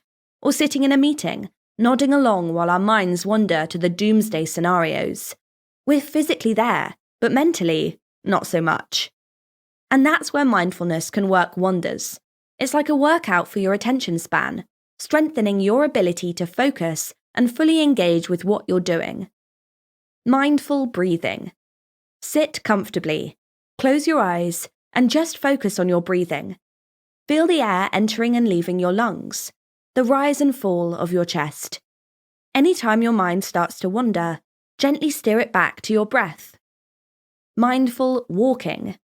Next time you're out for a walk, pay attention to how your feet feel hitting the ground, how the air smells, the sounds around you. It's not about getting from A to B, but about experiencing the journey. The real magic of mindfulness and engagement, it helps us see the richness and beauty in even the simplest of things, turning even the mundane into something special. Plus, it's a proven way to curb anxiety and keep us rooted in the present moment. So, whether you're tackling a big project at work, having a heart-to-heart with a loved one, or simply enjoying a cup of coffee, remember to fully engage with it. Be there, be present, and watch anxiety take a back seat as you savor the richness of the moment. Remember, engagement is not about the hustle, it's about the connection, with the task at hand, with the people around us, and most importantly, with ourselves. After all, the best gift we can give ourselves and the world around us is our full, undivided attention. Chapter 13. Everything is figure-outable. You can do whatever you set your mind to if you just roll up your sleeves, get in there, and do it. Everything is figure-outable. Marie Forleo. Let's hit the pause button here and take a moment. Visualize this. You're absolutely stressed out because you've just heard about your company's new tech buzzword, AI, artificial intelligence. The phrase seems to echo in your mind, bouncing off the walls of your cranium like a rogue ping-pong ball. You feel like your job might just be hanging by a thread. All of a sudden, the future is looking a bit murky, isn't it? Now, I'd like you to remember a lovely lady named Marie Forleo, who famously said, "Everything is figure-outable." Got that? Good, because it's going to be our new mantra. You see, fear is often the bad guy that anchors us to the ground and even spurs us into self-sabotage. If we manage to understand our fear, instead of being knocked over by it, we can turn it into a tool for our growth. Wild, huh? But the reality is, fear is not our foe. It's our frenemy. Throughout this book, we've delved into the world of anxiety. We've learned that without anxiety, and by extension fear, we would have gone the way of the dodo, erased from existence. So, there's no foolproof formula to combat anxiety or fear, but we can study their patterns, crack their code, and figure out ways to put them to work for us. So if fear isn't the enemy, then what is? Surprise, surprise, it's our own resistance to feeling afraid. You're probably thinking I've lost it at this point, right? Stick with me. See, the quickest route out of fear is directly through it. I know, you're probably rolling your eyes and saying, "No thanks, Peppy," but this is the unvarnished truth. To beat your fear of losing your job to an AI, you have to stare it down, wrestle with it, understand it, and then walk through it. Perhaps at this point you're still questioning my sanity, or you're feeling like you're too old, or maybe you don't even know where to start. And sure, I get it. But every excuse your mind conjures is just another attempt to shield you from potential discomfort. The thing is, if you let your brain take the reins with these fear-driven arguments, you might end up paralyzed and inactive. And then what? Well, your colleagues are upskilling, and you'll end up confirming your own worst fear by losing your job. Not because of the AI, but because you didn't adapt with the changing times, all because of fear. Imagine this. You're sitting in your office when suddenly the image of Terminator with a wicked grin appears in your mind, claiming your office chair. That's the universe telling you it's high time you took action. Bear this in mind. Everything is figure-outable. Well, except for death and aging, unless we figure out how to transfer our consciousness into a robot or create a magical youth serum. So, what if you find yourself obsessively fretting about AI taking over your job? What if you're doom scrolling through negative news about AI every day? What if you're starting to imagine a dystopian world where machines have taken over? The bad news? Fear isn't going anywhere. The good news? You can dial down its volume. How, you ask? Not by shunning AI, because avoidance isn't a winning strategy. But focused action definitely is. If you zone in on what you can control, more on that in the next chapter, you'll not just survive, you'll thrive. Now, buckle up. It's time to get our hands dirty and draft a plan. I need you to pick up that pen and journal again. We're going to develop a plan to deal with different AI scenarios. I know, you're probably thinking, wait, what? I'm not an author. But trust me on this one. This exercise will help channel your energy and thoughts in the right direction. First, write down a situation where you lose your job right now. What actions would you need to take to ensure you can still pay your bills? Then, imagine a future scenario where AI has evolved into a sentient entity that gently, yet firmly, tells you that you're obsolete. No Terminator-like rogue AI, just a polite, metal-bodied superior breaking the news to you. How would the world look then? Are we riding flying cars yet? Now, jot down the steps you would take to ensure you still have a source of income. Lastly, unleash your inner sci-fi writer. Write about the most catastrophic scenario you can imagine. Think along the lines of you being chased by Terminator. What actions would you take to survive? Don't rush it. Take your time, and let your thoughts flow freely onto the paper. Once you're done, rank each scenario on a scale of 1 to 10 based on their likelihood, with 1 being least likely and 10 being most likely. Now, let's stretch our imagination a bit further. Write about the best-case scenario. You're working alongside AI. How does your day look? What tasks are you focusing on? What are the benefits of upskilling and using AI as a tool? Yes, the worst-case scenario for most of us is losing our jobs unexpectedly. However, there are always steps we can take to bounce back. By devising strategies to prevent or tackle worst-case scenarios, you're effectively turning the odds in your favour. You'll be prepared for whatever comes your way, and that's a fantastic position to be in. We are the masters of our thoughts, and we call the shots. We get to decide whether we look at fear as a big bad wolf ready to swallow us whole, or as a source of excitement that gives us a kick to create something spectacular. The power of perspective rests within our minds. That's where we classify our experiences, memories, and the world around us as negative or positive. Let's get real for a minute here. I recently went through a divorce. Now, I could choose to paint my marriage in a negative light and scowl every time a memory from my 13 years with Steve flutters through my mind. Or I could choose to see it in a positive light and use the experience as a creative fuel. I mean, I wrote a book, didn't I? The point is, it's our minds that label things that happen to us, fears, memories, experiences. And this fact is actually a huge silver lining. Why, you ask? Because it means we have the power to hack our brain, to reframe our perspective of something from scary to exciting, from negative to positive. Let's break this down with an example. If you think of AI as the end of days apocalyptic scenario where we're all doomed, don't try to scrub that thought from your mind. Instead, slap a label on it. Yep, you heard me right. I said give it a name. Remember how we gave our brains funny names in previous chapters? Well, we can do the same with our fears. By sticking them with goofy names, we dial down their significance. So, the next time AI saunters into your imagination, masquerading as Terminator, just go, "Oh, hi Arnie, looking cute as ever." Watch as it instantly loses its terrifying power and becomes something you can handle. Because let's be real, it's hard to be scared of something called Arnie. What if you feel like you just can't compete against AI? I mean, it seems so darn perfect, and we're well, we're human. Flawed, messy, beautifully imperfect humans.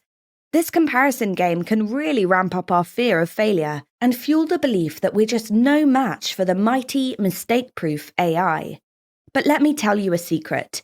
This perception of failure isn't doing us any favours. If you try something once, flub it up and then just throw in the towel, guess what? You're missing out on the bounty that awaits at the end of the journey. Because failure, my friends, is not an identity crisis. It's just a pit stop on your life's road trip. It's a part of the journey, not a mark on your identity. Say it with me now. I am not a failure. See, the thing is, failing is just like taking a crash course in learning. It's not something we should be avoiding, because when we dodge failure, we're also giving up an opportunity to learn. And it's certainly not something we should fear, because it's through learning that we grow. It's by tripping and falling that we build strength and resilience. Think of it this way. You either win or you learn. There's no real loss here. Every misstep, every stumble is a chance for you to improve, to come back stronger and wiser. Look, AI is another curve in the road of societal progress that's bringing about significant changes, and along with it, a plethora of opportunities for us to shine.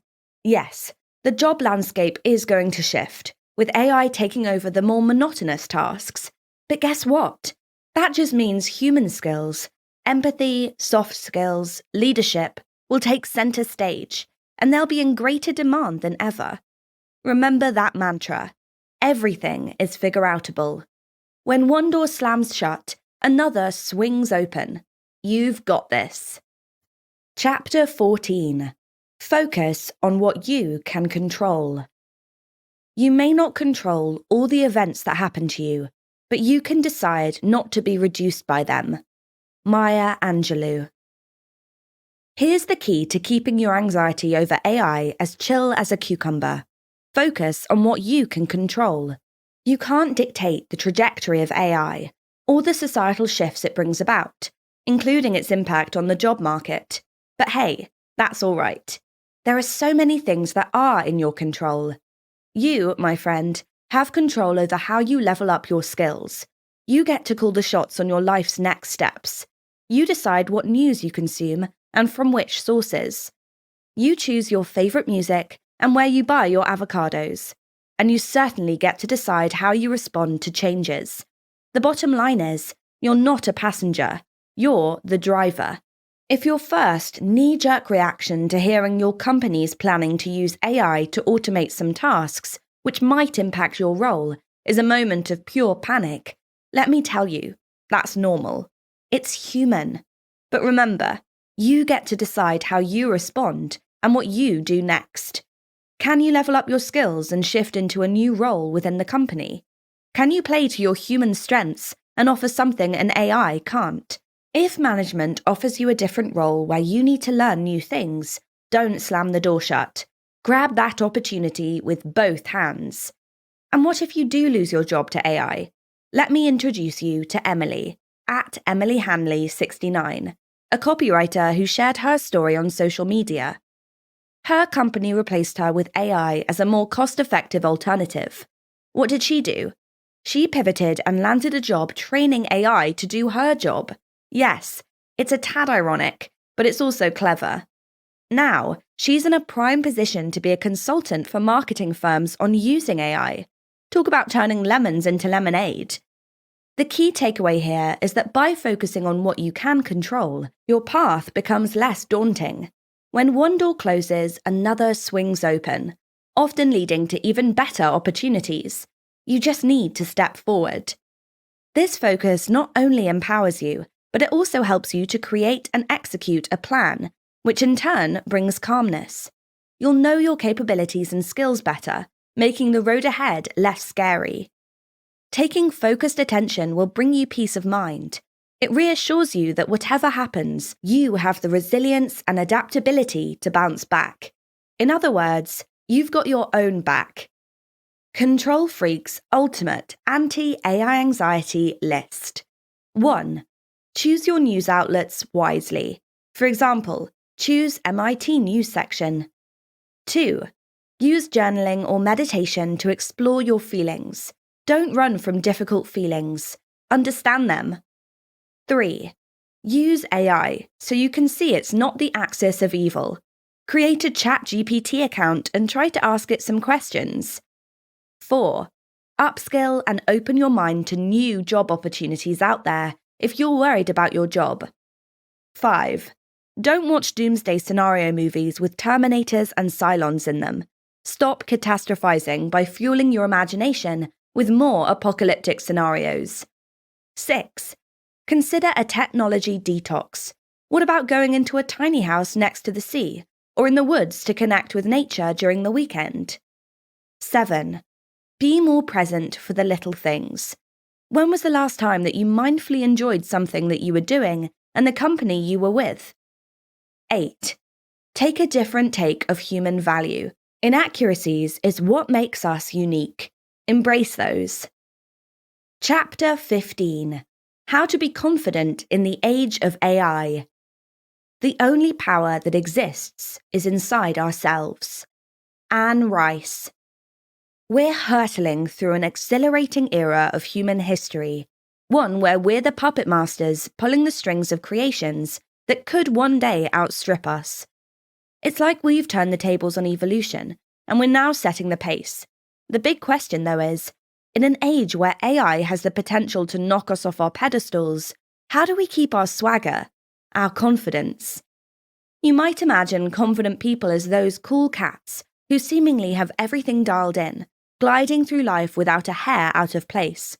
But let me tell you a secret. Confidence doesn't come from being perfect. Nope. It's not about nailing that job interview or scoring the winning goal. It comes from what's inside, our beliefs and our actions. Say again. Consider this formula. Belief leads to thought, which leads to feeling, which triggers behavior, and ultimately gets us the result. As the wise Marie Forleo says, beliefs are like the puppet masters behind the scenes of our lives. They fill our heads, whispering their scripts into our thoughts. If you genuinely believe you can climb Everest, you'll think it, feel it, behave like it, and eventually you'll find yourself panting at the summit, flag in hand. The reverse is equally true. So, our mindset is really the key to strutting our stuff and hitting our goals. But hang on a second. How on earth can I strut my stuff if I'm living in constant dread of being outsmarted by machines? Well, here's the thing. AI can mimic us, sure, but it's like drinking decaf. It just doesn't have that kick. Even the most sophisticated AI can't outdo us in soft skills. And if one day they manage to crack that code, you can bet we'll find a way to integrate and coexist. So, the real challenge here isn't to worry about competing with AI. Instead, flip that thought on its head. Believe that AI can't compete with the secret source of our very own humanity. This kind of thinking will unlock your brain, opening doors to creative solutions and sparking some pretty out-of-the-box ideas. Right now, we're living through a crucial time, sculpting our beliefs about AI. If we let ourselves feel like the underdogs, then we're handing over the trophy before the game even starts. Our confidence will evaporate faster than a snowflake in the Sahara. But if we remember who's programming and training AI in the first place, hint, it's us, things look a whole lot different. So, here's a challenge for you. Do a belief inventory. Sit down, get comfortable, and really think about AI. What are your deep-seated beliefs about it? If your fears are based on Hollywood's dramatic portrayals, it might be time to level up. Dig a little deeper, educate yourself about AI, and form your beliefs on solid ground, rather than sandcastles built by movies. So, how to walk tall in the age of AI? First, make sure your beliefs aren't founded on shaky ground. If your AI thoughts are more doom and gloom than sunshine and rainbows, it's time for a mindset makeover. AI is here to augment us, not supplant us. How does that new belief make you feel? And if you're sure that AI is gunning for your job, action is your best friend. Make a plan for how you can invest in yourself. how you can pay your bills and thrive in the AI-infused future. And then take action. Don't just plan. Feeling anxious? Don't sweat it. That's just your brain playing out worst-case scenarios. It's hardwired to do that, to help you prepare for every eventuality. But remember this golden nugget. Focus on what you can control. Zero in on things that are within your grasp. Your actions, your attitude, your resilience. As you focus and take action, you'll find your confidence growing faster than a weed in springtime. Confidence is all about mindset. And with the right mindset, we're ready to conquer whatever the age of AI throws our way. So, next time you feel a flicker of AI anxiety, remind yourself of your uniqueness, your humanity, and your ability to adapt. Part 3. The practical bit. Demystifying AI. Nothing in life is to be feared. It is only to be understood. Now is the time to understand more, so that we may fear less. Attributed to Marie Curie. Chapter 16. Fear of Skynet. Anyone? This is the world now. Logged on, plugged in, all the time. John Connor. We're all too familiar with those flashy Hollywood portrayals of AI, aren't we? You know the drill. Skynet from Terminator going rogue, becoming fully self-aware, and deciding that humans are the bug, not the feature. Yikes, right? But hey, let's step back into the realm of reality here. So, what's the true danger of AI? Oddly enough, it's not rogue AIs taking over the world. Nope. The biggest threat is actually what it's doing to our noodle, our brains. Misinformation spreading like wildfire, identity theft becoming a walk in the park, and fraudulent activities sprouting like mushrooms after a rainy day. These are some of the challenges we face in the era of AI.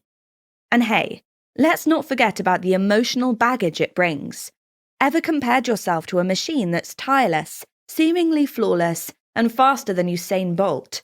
Not exactly a confidence booster, is it? But here's the rub. The way we perceive data, information, and knowledge is going to undergo a seismic shift. And it's not just about our understanding of expertise and its value. It's also about how much trust we're willing to place in the hands of machines. Now, don't get me wrong. Some people out there are hugging AI like it's their favorite teddy bear. Ever heard of Takashi Murakami? But then there's also the vast majority of us grappling with its potential downsides. And hey, it's not about demonizing AI. Remember, it's just a tool. Like a hammer, it can build a house, or it can smash a window. The outcome hinges on the hands that wield it. It's like nuclear energy. You can power a city or cause a catastrophe, depending on how you use it. Let's face it, we're navigating a new, uncharted era, and it's a rollercoaster ride. We're going to see regulatory bodies popping up, AI tools becoming as commonplace as smartphones, and society itself grappling with the implications. But hey, isn't that part of the excitement? Isn't that part of the journey of progress? But it's not doom and gloom. AI is going to free up so much of our time by taking over those dull, repetitive tasks that make us feel like robots. Instead, we'll be free to focus on more creative, emotionally engaging, and inherently human tasks. Who knows? AI might even give us a chance to rediscover what it truly means to be human. Chapter 17. Our AI Today versus AI in the Movies. If a machine, a Terminator, can learn the value of human life, maybe we can too. Sarah Connor. Now, I want you to think of your favorite AI movie.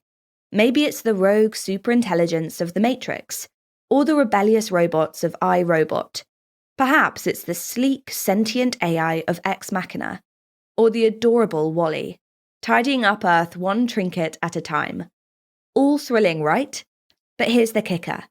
Hollywood has a knack for, let's say, embellishing the truth when it comes to AI. Don't get me wrong, I love a good sci-fi thriller as much as the next person, but they often paint a picture of AI that's more fiction than fact. Let's start with the big one: superintelligent AI gone rogue. It's a common trope, from the Terminator to 2001, A Space Odyssey. But here's the reality check. We're not close to creating an AI that sophisticated or autonomous, at least yet. Our real-world AI, like machine learning models and neural networks, are incredibly powerful tools, but they're designed for specific tasks. They can't think, reason, or act outside their programmed tasks, much less develop a will of their own and decide to take over the world. What about humanoid robots with emotions? In movies like Bicentennial Man or Her, we see AI capable of feeling love, sadness, joy. These cinematic AIs form deep relationships, even fall in love.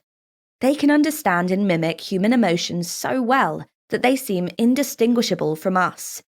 In reality, though, AI can't feel emotions or consciousness. They can mimic human responses based on their programming and the data they've been trained on, but that's not the same as truly experiencing an emotion. It's kind of like how a parrot can mimic human speech, but it doesn't actually understand what it's saying. So, why does Hollywood often depict AI in this way? Well, let's be honest, it makes for some killer drama, right? But it's crucial to separate real from real. If we're going to understand and leverage AI's potential responsibility, we need to ground our perceptions in reality. So, how is AI actually changing the world? It's not as flashy as what you see in the movies, but it's super cool nonetheless. We can see soon AI-powered medical tools predicting diseases and aiding in complex surgeries. And now we have language translation algorithms breaking down communication barriers, and machine learning models helping tackle climate change. See, the beauty of AI in reality is that it's a tool, one that can help us solve complex problems, streamline tasks, and push the boundaries of what's possible. It doesn't want to overthrow humanity, but it sure can help us in a myriad of ways. To wrap it all up, Hollywood's take on AI makes for some epic storytelling, but the reality is both less dramatic and more exciting. AI isn't about rogue superintelligences or sentient robots. It's about augmenting our capabilities, improving our lives, and exploring new frontiers. So, the next time you're watching a sci-fi flick with a popcorn in one hand and a soda in the other, enjoy the story, the thrills, and the suspense. But remember, what you're seeing is just that, a story. It's an imaginative interpretation of what could be, not a documentary of what is. As you sit back and watch the credits roll, take a moment to appreciate the truly incredible progress we've made in the world of AI. Think about the exciting advancements that are shaping our reality, right now, today. That AI assistant on your phone, it's not plotting world domination. It's waiting to help you schedule your next meeting or remind you to call your mum. Those algorithms running in the background of your favorite streaming service, they're not conspiring against you. They're learning what you like so they can recommend your next binge-worthy series. In our day-to-day lives, we're not battling malevolent robots or rogue superintelligences. Instead, we're learning to live and work alongside powerful tools that can help us do things faster, better, and more efficiently. The true story of AI in reality is about collaboration, not conflict. It's about a partnership where we bring the creativity, the strategy, and the uniquely human capabilities, and AI brings the computational power, the pattern recognition, and the ability to learn from massive amounts of data. And, as the narrative of this real-life AI story continues to unfold, there's one thing we can be sure of: the best is yet to come. So, here's to the real heroes of the AI world: the researchers, the programmers, the ethicists, and everyone working tirelessly to drive this technology forward. They may not have the dramatic flair of a Hollywood blockbuster, but their work is creating a future that's brighter, smarter, and filled with possibilities. Let's add a little zest to your cinematic journey through the world of AI. We're about to take off on a wild ride through the silver screen's best representations of our beloved machine pals. If any of these movies cause a spike in your blood pressure, Just remember, it's all make-believe. At least for now. Terminator franchise. This classic AI saga makes an absolute no-brainer start to our list, starting from the terrifying T-800 model, we all remember Arnold's iconic "I'll be back," all the way to the empathetic bot who makes it his mission to protect humanity. It's a whirlwind of man versus machine that's sure to make you think. Battlestar Galactica. If you haven't watched this reboot yet, you're missing out. The Cylons here aren't your grandfather's toasters. These slick models follow humans all the way to their new Earth, sparking debates about what really separates man from machine. Ghost in the Shell, 1995. A fantastic exploration of AI enhancements to the human body. It makes you ponder the big questions. What does it mean to be human when our bodies become increasingly mechanized? Does the shell matter if the ghost inside remains the same? Technolust, 2002. In a quirky, offbeat take on AI, cyborg clones need to reproduce using Y chromosomes from human semen. Her, 2013. If you're in the mood for a modern, melancholic love story, look no further. A withdrawn, heartbroken man finds companionship and love in an AI software. It's a poignant exploration of loneliness, love, and what it means to be human in an increasingly digital world. Ex Machina, 2014. An electrifying psychological thriller that spins the tale of a programmer, handpicked by his CEO, tasked with applying the Turing test to a remarkably intelligent humanoid robot. It's a riveting exploration of manipulation, sentience, and humanity. Blade Runner, 1982, and Blade Runner 2049, 2017. The OG of AI movies, Blade Runner questions the morality of creating lifelike replicants for servitude, and the sequel picks up the thought-provoking baton with stunning visuals to boot. Westworld series. A brilliant HBO series where robotic hosts in a Western-themed amusement park cater to every whim of human guests, no matter how dark. It's a deep dive into consciousness, free will, and the blurry line between humans and their AI creations. Remember, if it gets too intense, there's no shame in pausing for a kitten video palate cleanser. Chapter 18. AI as a disruptor. You have to talk about the Terminator if you're talking about artificial intelligence. I actually think that that's way off. I don't think that an artificially intelligent system that has superhuman intelligence will be violent. I do think that it will disrupt our culture. Gray Scott. Some of us hear AI and instantly picture killer robots or a dystopian future, right? But what if I told you that understanding AI's capabilities can actually help lower our anxiety about it? Yes, it's not just about keeping up with the tech-savvy Joneses. It's about embracing the future with open arms. So, let's start with a simple fact. AI is a massive disruptor. I mean, we're talking a league that tops the invention of electricity in the early 20th century. Remember lamplighters? You know, the ones who walked the streets lighting and snuffing out gas lamps in cities and towns around the globe. A profession centuries old. Poof! Extinguished overnight, thanks to Thomas Edison and his light bulb. But hey, did the lamplighters just vanish, I hear you ask? Not at all. They adapted, switched gears, and found other jobs. Yeah, it was a tough transition. But hey, humans are survivors, aren't we? What seemed like an apocalypse for lamplighters eventually became an evolution. They morphed, they changed, and they faced the disruption head-on. And that's exactly what we need to do with AI. Look, every technological leap throughout human history has been a disruptor. It's the nature of progress. With every shiny new invention, our world and our society are altered forever. AI is the next big leap.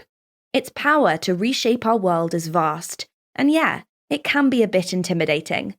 But does this mean we're headed for doom and gloom? Nope. In fact, understanding AI and its potential to change the game actually puts us in the driver's seat. The more we get to grips with AI, the better prepared we'll be, whether it's changes at work, at home, or in society at large. Remember, we inhabit a universe where change is the rule, not the exception. Instead of trying to paddle against the tide, we need to grab our surfboards and ride those waves of change like the world champions we are. By making an effort to understand AI, the different types, and how to use them, you'll be dialing down the anxiety big time. The more you upskill and play around with AI, the more comfortable you'll become. And if your workplace suddenly starts buzzing with AI talk, you'll be the cool cucumber, ready to take on whatever comes your way. So, here's my challenge to you. Don't become a sitting duck. It's time to learn, grow, and play with this potentially spooky, all thanks to sci-fi movies, yet fascinating technology. So, the AI overlords have snatched away your job, and you're contemplating a peanut diet and bridge living. Don't fret. It's more of a mutate or evaporate situation, rather than the stone-cold adapt or perish. Let's talk about a real example, the audiobook voice actors. Now, audiobooks. Those nifty little things have been around since the 1930s, initially helping out the visually impaired. Come the 70s, and those boring commutes got a little less dull with books on tape. But the real audiobook revolution kicked in with smartphones. Boom. Now everyone and their dog can indulge in an audiobook while multitasking. Enter AI, the new kid on the block, eyeing the audiobook industry like a lion does its prey. Sure, Google Play and Apple Books have dipped their toes into AI-generated voices. And sure, Audible is still clutching onto its human narrators, but the wind of change is howling. Why are we hooked on audiobooks? They're the best buddies of busy hands. Cooking, cleaning, driving? Just pop in an audiobook and you're golden. But the thing is, we're picky listeners. 6 out of 10 people have chucked an audiobook because the narrator's voice didn't hit the right chords. And an AI that can't interpret? Not exactly appealing, right? Still, AI is bulldozing its way in, evolving faster than a cheetah on a sugar rush. Present-day voice actors, they're two tribes, the AI avoiders and the savvy opportunists who've already got their voice clones ready for action. Picture this. You, lazing around on a sun-kissed Hawaiian beach, sipping a fruity cocktail while your voice clone is hard at work. Ka-ching! Publishing an audiobook is no walk in the park. It's a budget guzzler. Indie authors like me either grit our teeth and DIY or just forget about it. Smaller publishers face the same conundrum. What's emerging is a dual economy of audiobooks. Premium budgets for human voices, budget options for AI voices. Plus, for those who love a challenge, DIY is always on the table. So here's the thing. Instead of playing the doom and gloom card, imagine the opportunities AI opens up. Your blog posts being narrated by an AI voice, making your content accessible to all? Yes, please. And what about the poor, beleaguered copywriters, you ask? Many have been shown the door thanks to AI. But guess what? A good chunk of them are now playing on the same team as AI, finding jobs where they're using it heavily. The crux of the matter, we've got to ride this AI wave, not drown in it. The change might seem a tad overwhelming, but the silver linings are endless. For the entrepreneurs out there, AI is your best buddy, a handy tool to supercharge your hustle. So, instead of running scared, take that disruptive AI by the hand. Embrace it as the game-changing tool it is. Chapter 19. Types of AI. Some people call this artificial intelligence, but the reality is this technology will enhance us. So instead of artificial intelligence, I think we'll augment our intelligence. Ginny Rometty. In a nutshell, AI is a branch of computer science that aims to create systems capable of performing tasks that would normally require human intelligence. You know, stuff like recognizing speech, interpreting complex data, playing chess, driving cars, diagnosing diseases, and even editing chapters like this one. Now, it's time to dive deeper. You see, AI isn't just one thing. It's like a family of geeky siblings, each with their own quirks and skills. So let's introduce you to the gang. Narrow AI, or weak AI. This is the baby of the family, but don't be fooled by its name. There's nothing weak about it. Narrow AI is designed to perform a single task, and it does it really, really well. Ever asked Siri to set a reminder, or used Google's image recognition to search for a photo? Yep, that's narrow AI at work. General AI, or strong AI. This is the prodigy of the family. It's AI that's as smart as a human across the board. It can understand, learn, and apply knowledge in a variety of ways, just like us. It's capable of independent thought and consciousness. Scary, right? Well, no need to freak out just yet. We're still quite a way off from achieving true general AI. Superintelligent AI. Now, this one is the stuff of dreams and nightmares. It's an AI that surpasses human intelligence, and not just in one area, but in practically everything. Imagine an AI that could outsmart the smartest human in every field, from quantum physics to making the perfect cup of tea. We're not there yet, but some smarty pants think we could be within this century. Oh, and then there's another way to slice and dice the AI family, based on their learning capabilities. This gives us a few more members. Reinforcement learning, RL. This little fella learns by trial and error. It tries different things, sees what works, gets rewarded for it, and then does more of that. It's like a child learning to walk. Fall, get up, take a step, fall again, then eventually run. Supervised learning. This one's the teacher's pet. It learns from labeled data. In simple terms, it's like saying, here's a bunch of photos of dogs and cats. Learn what dogs and cats look like so you can tell them apart next time. Supervised learning is great for classification tasks and predictions. Unsupervised learning. This is the free spirit of the AI clan. It learns from unlabeled data, finding hidden patterns and structures on its own. It's like saying, here's a bunch of photos. Now go figure out what they have in common. It's excellent for exploratory analysis and understanding complex data. Semi-supervised learning. Yes, you guessed it. This one is a mix of supervised and unsupervised learning. It's like the middle child, taking a bit from its older and younger siblings to create a balanced approach. This tech-savvy sibling uses a mix of labeled and unlabeled data to train models. This approach is super helpful when labeling data is expensive or time-consuming, which is, let's face it, almost always. Transfer learning. This is the practical, time-saving sibling of the bunch. It takes knowledge learned from one problem and applies it to a different but related problem. Think of it like learning how to ride a bicycle and using that skill to learn how to ride a motorcycle. Faster learning, better results. What's not to love? We also have deep learning, a subset of AI that's causing quite a buzz these days. Imagine a brain. Now, imagine a network of artificial neurons. That's a neural network. Now, imagine many layers of these artificial neurons going deep. Bingo. That's deep learning. It's the brainchild, quite literally, behind mind-blowing tech like Google's self-driving cars and real-time voice translators. Oh, and let's not forget machine learning, ML. It's like the older cousin of AI. It involves algorithms, fancy word for a set of rules to solve a problem, that improve over time with experience.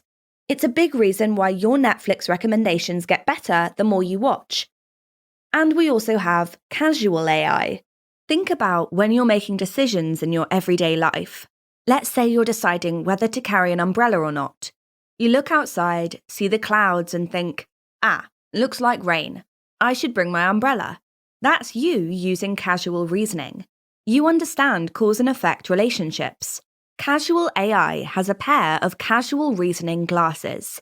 Suddenly, it can understand cause and effect, just like we do. This kind of AI is designed to mimic human decision-making by figuring out what causes what. Now, you might be wondering, why the heck do we have so many types of AI? Well, each type has its strengths and weaknesses, and is suited to different types of tasks. Just like a toolbox, you wouldn't use a hammer to screw in a bolt, would you? AI is pretty amazing, isn't it? It's reshaping industries, pushing the boundaries of what's possible, and even sparking debates about ethics and the future of humanity. No biggie, right? But before we get carried away with Terminator-style doomsday scenarios, let's remember, AI is a tool.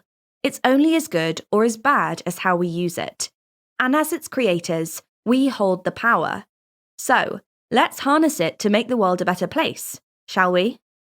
The Turing test is a method for determining whether or not a machine can demonstrate intelligent behaviour equivalent to, or indistinguishable from, that of a human.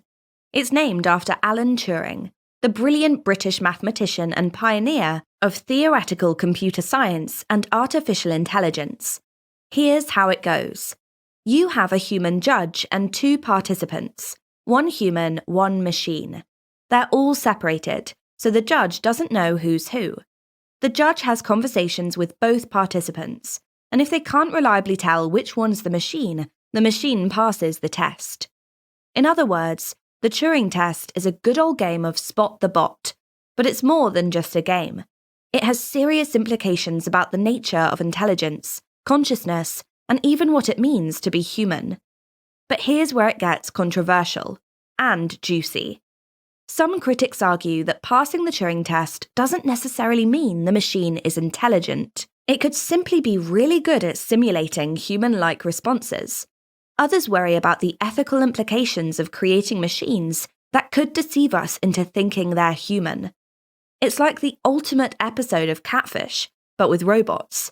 Scary, right? Yet, the Turing test has undeniably influenced AI development. It sparked efforts to build chatbots and virtual assistants like Siri and Alexa. Some companies even host competitions to see who can build the most convincing AI. Chapter 20. Upskilling Ahoy! We now accept the fact that learning is a lifelong process of keeping abreast of change, and the most pressing task is to teach people how to learn. Peter Drucker. It's not enough just to keep up with change. You've got to ride that wave like a seasoned surfer. And how do you do that? By upskilling, of course. Now, I hear you. Upskilling. That sounds like it involves money, time, and effort. But wait, did I mention there are a bunch of free resources just waiting for you to dive in? Yep, you heard me right. $0, my friends. You can thank me later. There's a fantastic resource called Learn Prompting that's designed to help you do just that. It is a comprehensive guide on how to craft clever prompts that get the best out of your friendly neighborhood AI, ChatGPT. But first, what is an AI prompt? Picture this. You're having a conversation with a friend, and you ask them a question. Their response is based on the question you asked, right? Now replace your friend with an AI. Your question or prompt guides the AI's response. It can be a single word, a phrase, a sentence, or even a question. For example, if you're writing a sci-fi story, your prompt could be something like, describe life on Mars in 2050.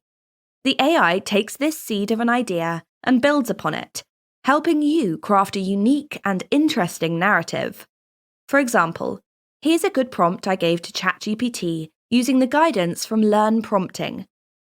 Write me a blog post in a chatty tone about how cacti are a good introductory plant to take care of for people who want to start having a garden, a bit like a test run. 1. Introduction. A. Overview of cacti. 2. Benefits. A. Affordable. B. Long lifespan. C. Great gifts. D. Hard to kill. 3. Conclusion. A. Summary of benefits. B. Where to find.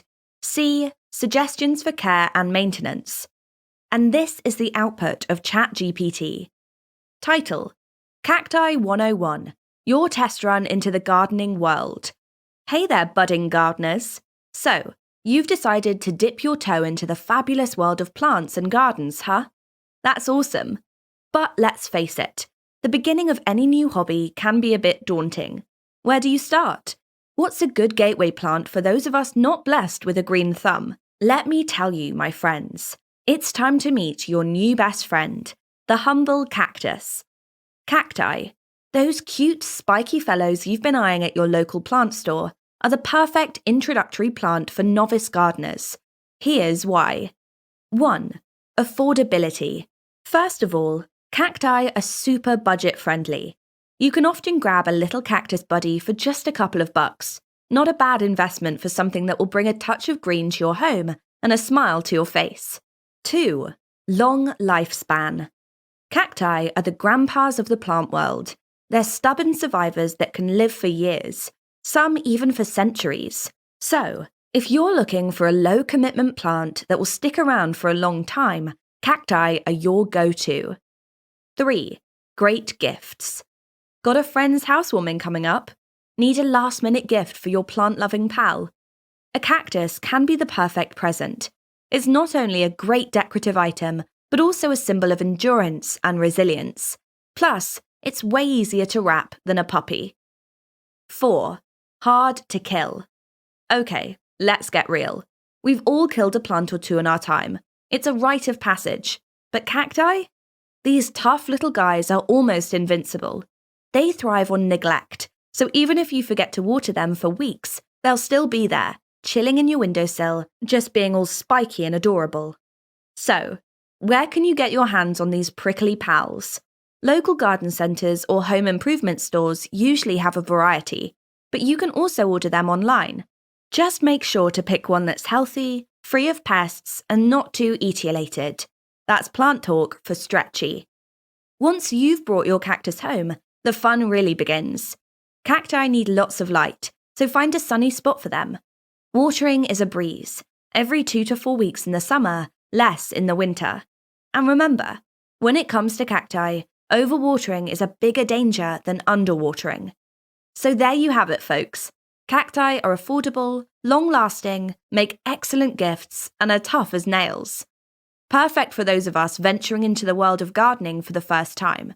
And who knows, after a while, you might just find that your single cactus has multiplied into a whole indoor jungle. Happy gardening! It looks great, but you will still need to take a look at it and maybe change something. Well, that's my suggestion anyway. Ever had one of those days where you're staring blankly at your project, just waiting for the spark of inspiration to hit you? Yeah, me too. Sometimes our creative juices need a little nudge, and that's where AI prompt generators come into play. Enter Taskade, your new best friend in the realm of idea generation. Taskade is this nifty AI prompt generator that uses all sorts of cool technology, like natural language processing and machine learning algorithms, to help you kickstart your projects. If you're feeling stuck, just pop over to Taskade, generate a fresh, unique prompt, and let the creative juices flow. Using an AI prompt generator is like having your personal creativity fairy godmother. You ask for ideas, it waves its magic wand, or more accurately, its algorithms, and voila! You have a plethora of unique ideas for your project. Whether you're a writer dealing with a severe case of writer's block, a designer seeking new concepts, or just someone who loves playing around with AI tools, these AI prompt generators are a must-try. If you want to go more in-depth, you have the course Prompt Engineering Plus, Master Speaking to AI, 2023, a fantastic free course on Udemy, ready and waiting for curious minds like you. This course is your golden ticket to understanding the underlying principles of crafting effective prompts. Whether you want to automate tasks, generate content, or improve your workflow, understanding how to converse with AI like ChatGPT can revolutionize the way you work. Prompt Engineering Plus is perfect for both AI newcomers and veterans. It breaks down the complex concepts into easily digestible nuggets of knowledge. Think of it as a guidebook that navigates you through the labyrinth of AI prompt creation, ensuring you're armed with the right strategies to succeed. Now, I know what you're thinking. This sounds great, but will I really benefit from it? Absolutely. Understanding how to effectively communicate with AI is a game changer. It's not just about generating prompts, it's about understanding how to tap into the potential of AI, how to make it work for you. So, are you ready to upskill yourself, to be that person who knows how to speak AIese? Remember, the future is AI, and with courses like the ones above, you're taking a giant leap towards that future. Part 4. The futuristic bit. Augmented humanity. It's already here. You know, anyone who wears glasses, in one sense or another, is a cyborg. Evgeny Morozov. Chapter 21. Make AI work for you. The ultimate aim of any tool that we create, including AI, is to reduce suffering and increase pleasure. Every single scientific human out there. AI. It's not just some high-tech mumbo-jumbo we should be afraid of. Instead, it's a tool, and like any tool, its job is to make our lives better, reducing our troubles and upping the joy.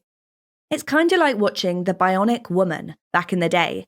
You remember that show, right? Jamie Summers, the tennis pro, has a wicked accident, but thanks to some bionic upgrades, she becomes a super agent. Good times. Well, guess what? That show isn't sounding that futuristic anymore. Take the case of Sarah de Lagarde, for instance. After a horrific accident on the London Tube, she becomes a bit of a bionic woman herself, now sporting an AI-enhanced bionic arm that cost her a cool £300,000 raised on a fundraiser. No small change there. She's able to live life a little more normally. Thanks to the AI, her arm learns from her, adapting to her movements. And it's not just Sarah. AI's making things better for a lot of people dealing with disabilities. Ever heard of Midjourney? It's this super cool image-generating AI that can be used to describe images for the visually impaired. Plus, it doesn't stop there. AI can help with diagnosis, treatment plans, you name it. But, hold on to your hats, it's not just about us humans. AI's throwing down some serious eco-warrior vibes too. It's playing a massive role in fighting climate change by analysing data, revealing unseen facts, and generally being a secret weapon in the fight for our planet. I mean, we've got AI working on saving our bee buddies with autonomous hives. Education? Yeah, AI's got that covered too. From language learning with Duolingo to teaching savvy syllabi in Hong Kong, it's taking learning to a whole new level. While Duolingo is helping people having a more natural experience learning languages through their app by using AI, in Hong Kong, junior secondary students are about to learn the basics they'll need for their future relationship with AI. And yes, ChatGPT is in their syllabi. We can make AI work for us like never before, so possibilities are virtually endless. But what about the normal Joe and Jenny, like you and me? We're seeing an uptick in jobs that are all about ChatGPT, and the best part, they're paying some pretty sweet cash. Now, these aren't just your classic tech gigs. We're talking a wild range of roles, from marketing mavens, machine learning masters, software development superstars, to AI model trainers, creative copywriters, product management pros, even recruiters and those heroic educators. Yeah, it's kind of a big deal. But hey, don't sweat if you're not a whiz with ChatGPT just yet. These roles don't just need tech savvy, they're all about adaptability. Remember when we were kids and we'd play around, be curious, tinker with things without a care? That's the kind of spirit we need to embrace. Let's tap into our inner child and have some fun with this tech. Look at AI like it's the biggest, most diverse sandbox you've ever played in. You can build castles, dig tunnels, create a whole world. That's the kind of creativity and curiosity that will give you an edge in this AI-infused job market, helping you snag that dream job or supercharge your side hustle. See, the beauty of AI, particularly ChatGPT, is that it's like a really cool tool that's just waiting for us to pick it up and play with it. Let's not approach it with a sigh of, oh no, another thing to learn. Instead, let's embrace it with a sense of wonder, curiosity, and excitement. Think about how many bloggers, YouTubers, and content creators have leveraged AI to level up their game. Struggling with video editing? AI's got your back. Not sure how to caption your video correctly? There's an AI for that. The only real limit now here is our own apprehension. Chapter 22. Co-creating with AI. Substantially, all ideas are second-hand, consciously or unconsciously drawn from a million outside sources. Mark Twain to Helen Keller. Wow, you're still here. Props to you. In an era where a quick Google search has become our go-to for everything, it's like our attention spans are in a constant game of limbo. How low can they go, right? Yet, here you are, sticking with me word for word. Kudos. Hold on though. With all this technology swarming around us, are we really turning into brain-dead amoebas? Are we becoming, dare I say it, stupider? Absolutely not. In fact, AI is putting wind beneath our wings, not clipping them. Remember what went down in 1997 when Deep Blue played chess against the seemingly unbeatable Garry Kasparov and won? It stirred people to push their limits, using computers as their chess allies. And voila, we became even better chess strategists. And creativity? It's born out of challenges. Back in the 1840s, ice cream was a luxury item, costly and scarce. Freezers weren't a thing, and ice was a hot commodity. Nancy Johnson, a chemist and physicist, dreamt of a world where everyone could enjoy this delicious treat. In 1843, she decided to think outside the box. Taking inspiration from historical methods of food preservation, she swapped ceramic for cheap pewter, a trick borrowed from medieval inns using pewter mugs to keep beer chilled, and set it in a wooden bucket surrounded by ice. But what about stirring the cream mixture? Nancy took a leaf out of 1st century China's book, adopting the hand crank used to grind spices. Through her innovative thinking, she made ice cream accessible to the masses. Similarly, AI is our modern-day Nancy Johnson. It's taking the grunt work off our hands, freeing up our time, and sparking our creativity. But it doesn't stop there. AI can be a fountain of inspiration. Ever tried asking ChatGPT to brainstorm YouTube video title ideas for you? Sure, you could do it the old-fashioned way. Sit down, come up with 10 titles, shortlist your favourites, rinse and repeat until you hit the jackpot. But why not let ChatGPT assist? It can dish up a plethora of suggestions in a fraction of the time. Of course, you don't have to use these ideas verbatim. Some might be downright weird, but hey, you'll have a smorgasbord of ideas to play around with. ChatGPT could help you think outside your usual boxes.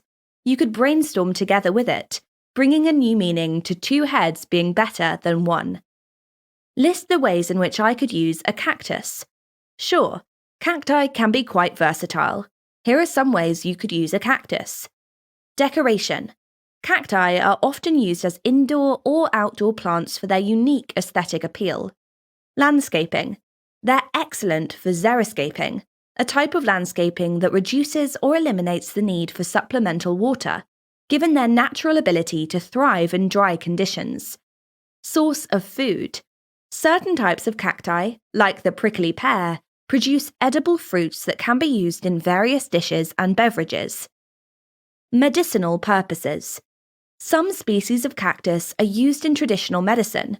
For instance, aloe vera is often used for its soothing and healing properties, particularly for skin conditions and wounds. Natural barrier. Because of their spines, cacti can serve as a natural fence or barrier in your yard to deter intruders or pests. Teaching tool. They can be used to educate people about plant adaptation and desert ecosystems. Environmental benefits.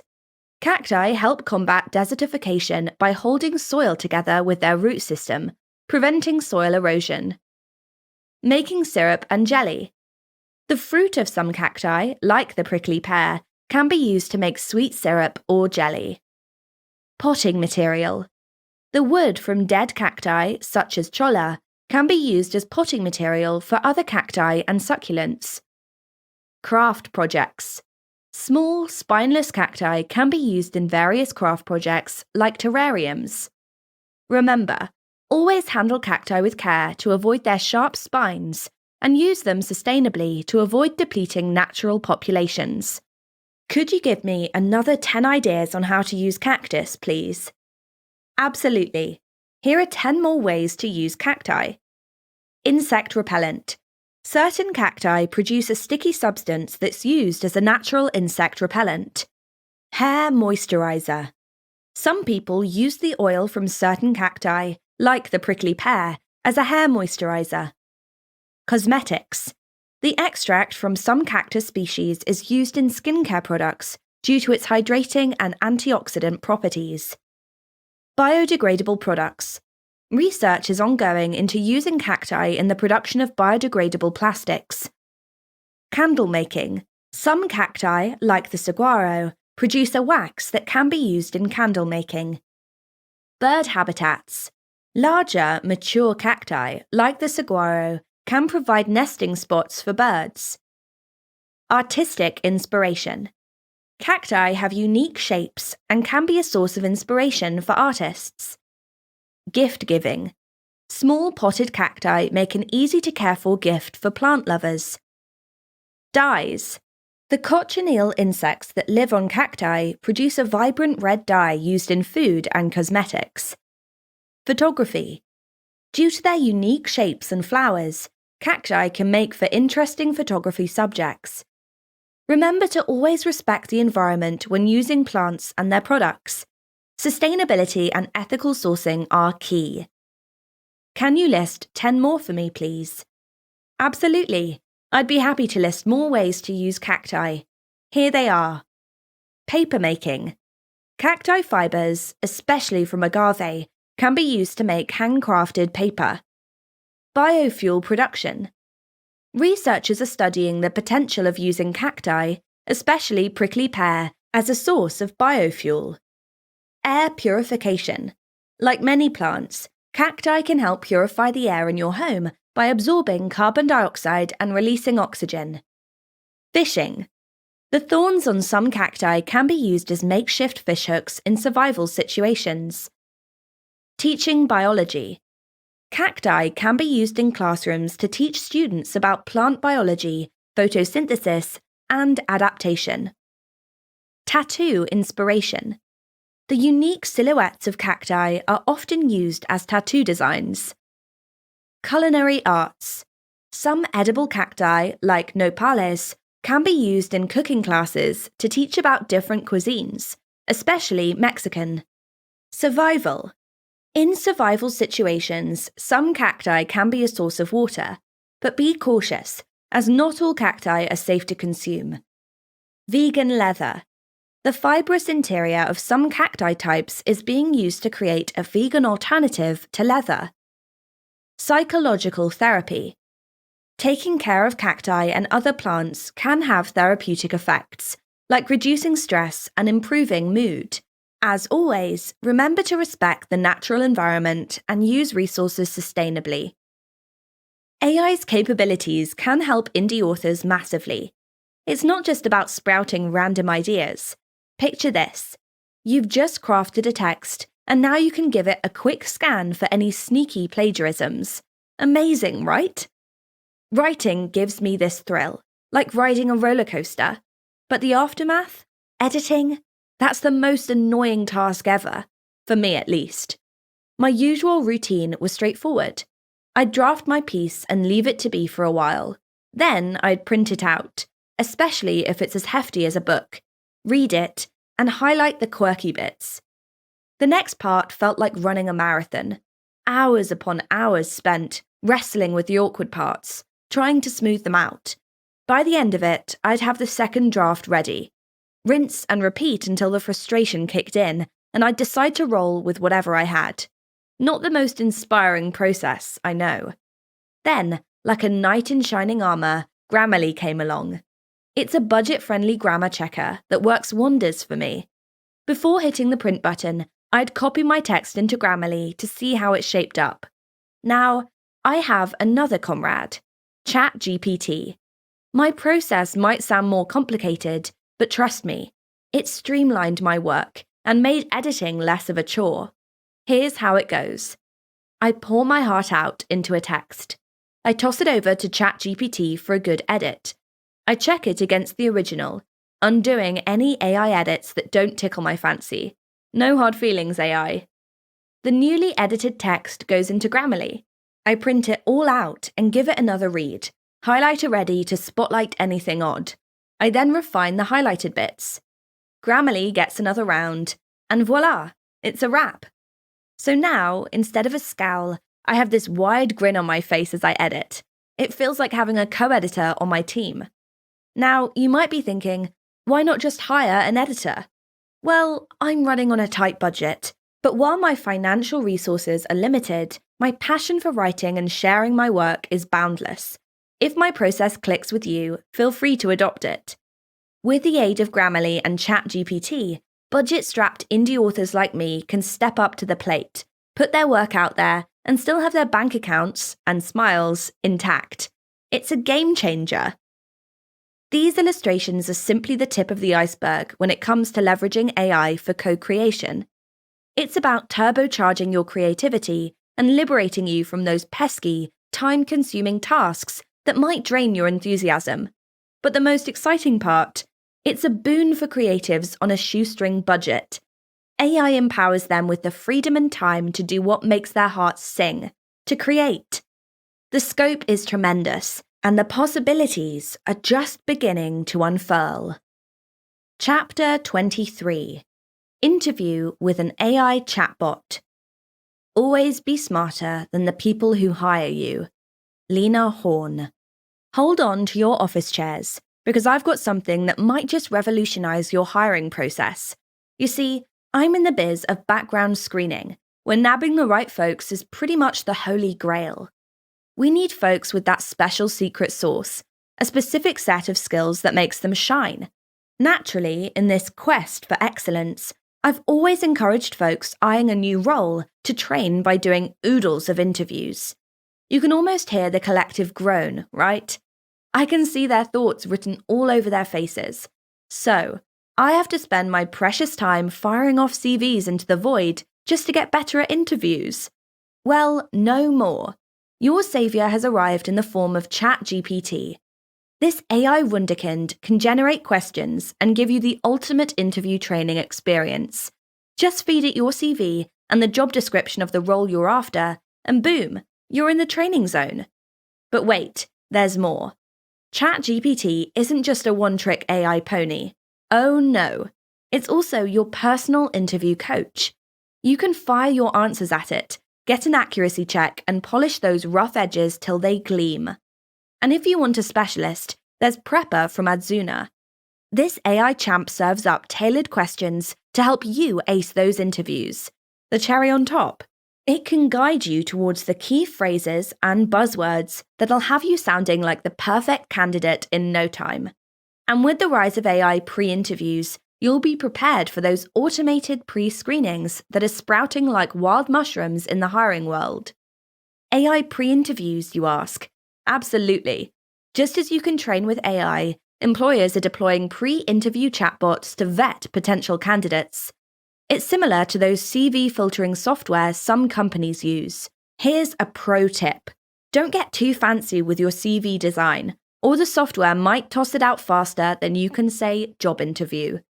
So, if you can successfully chat up the bot, then you're off to the races for a face-to-face interview with a real live human. I know it sounds a bit sci-fi, but it's a proven way to ensure that you're the right fit. Give it a whirl. Now you have the toolkit to polish your interview skills before the real deal. Here are the results of Prepper. Job title, Cactus Breeder. Job description, someone eager to clone and breed different species of cactus. Interview style, hard. 1. Can you explain the process of cactus cloning and breeding? 2. What factors do you consider when selecting parent plants for breeding? 3. How do you ensure the genetic diversity of the cactus population? 4. What challenges have you faced in cactus breeding, And how did you overcome them? 5. Can you tell us about any successful cactus breeding projects you have worked on in the past? It wasn't that bad, was it? As we draw this thrilling journey to a close, I hope you're feeling less daunted by the looming horizon of change and more electrified by the possibilities that lay ahead. I trust your curiosity has broadened, your mind expanded, and your optimism for the future multiplied tenfold. Yes, the notion of AI can be spine-chilling, no denying that, but we can also view it as a breathtaking revolution, one that can drastically enhance our lives if we embrace it right. We're hardwired, aren't we, to conjure up dystopian scenarios when confronted with the unknown. But rather than being paralyzed by this fear, we can channel that raw energy into the limitless engine of creativity. And who are we if not the most imaginative species this planet has ever seen? From our humble beginnings in ancient caves, we've harnessed fire, built towering structures, ventured into the great unknown of space, and now stand on the precipice of crafting AI. We're privileged to be alive in this era of seismic change, standing witness to the potential birth of something transcendently wonderful, or, conversely, devastatingly catastrophic. The power to steer this course, astonishingly, lies within our grasp. So, here's my heartfelt plea. Choose judiciously. Opt for a course that is rooted in empathy, responsibility, and an unwavering commitment to the well-being of our precious planet. Exercise your power to mold our tools in a way that champions progress, yet preserves our essential humanness. The future can be a utopia we've only dreamed of, but it hinges on our actions today. We must act intelligently, grounding our choices in a foundation of high moral and ethical standards. Let's reject the allure of reckless ambition and unchecked greed, because only then can we truly claim ownership of our future and ensure that it will be a beacon of hope for generations to come. So, are you ready to step up and make a difference? Still here? The last scene opens up with the author emerging from the lair of her bedroom. It's as if she's been hibernating for a winter that was a tad too long. The yawning silence of her home seems to blink in surprise as she enters the stage. Then she notices you, the audience, still sitting there in your pajamas and fuzzy socks. "You're still here?" she exclaims, eyebrows disappearing into her bangs. "It's over. Go home." The words hang in the air like a bunch of confused balloons at a cancelled party. She waves her hand dismissively, as if swatting away a pesky fly. "Go!" she adds, with a chuckle. And then, as swiftly as she appeared, she dives back into her bedroom, leaving you with nothing but a closed door and your own laughter. Chicka chicka.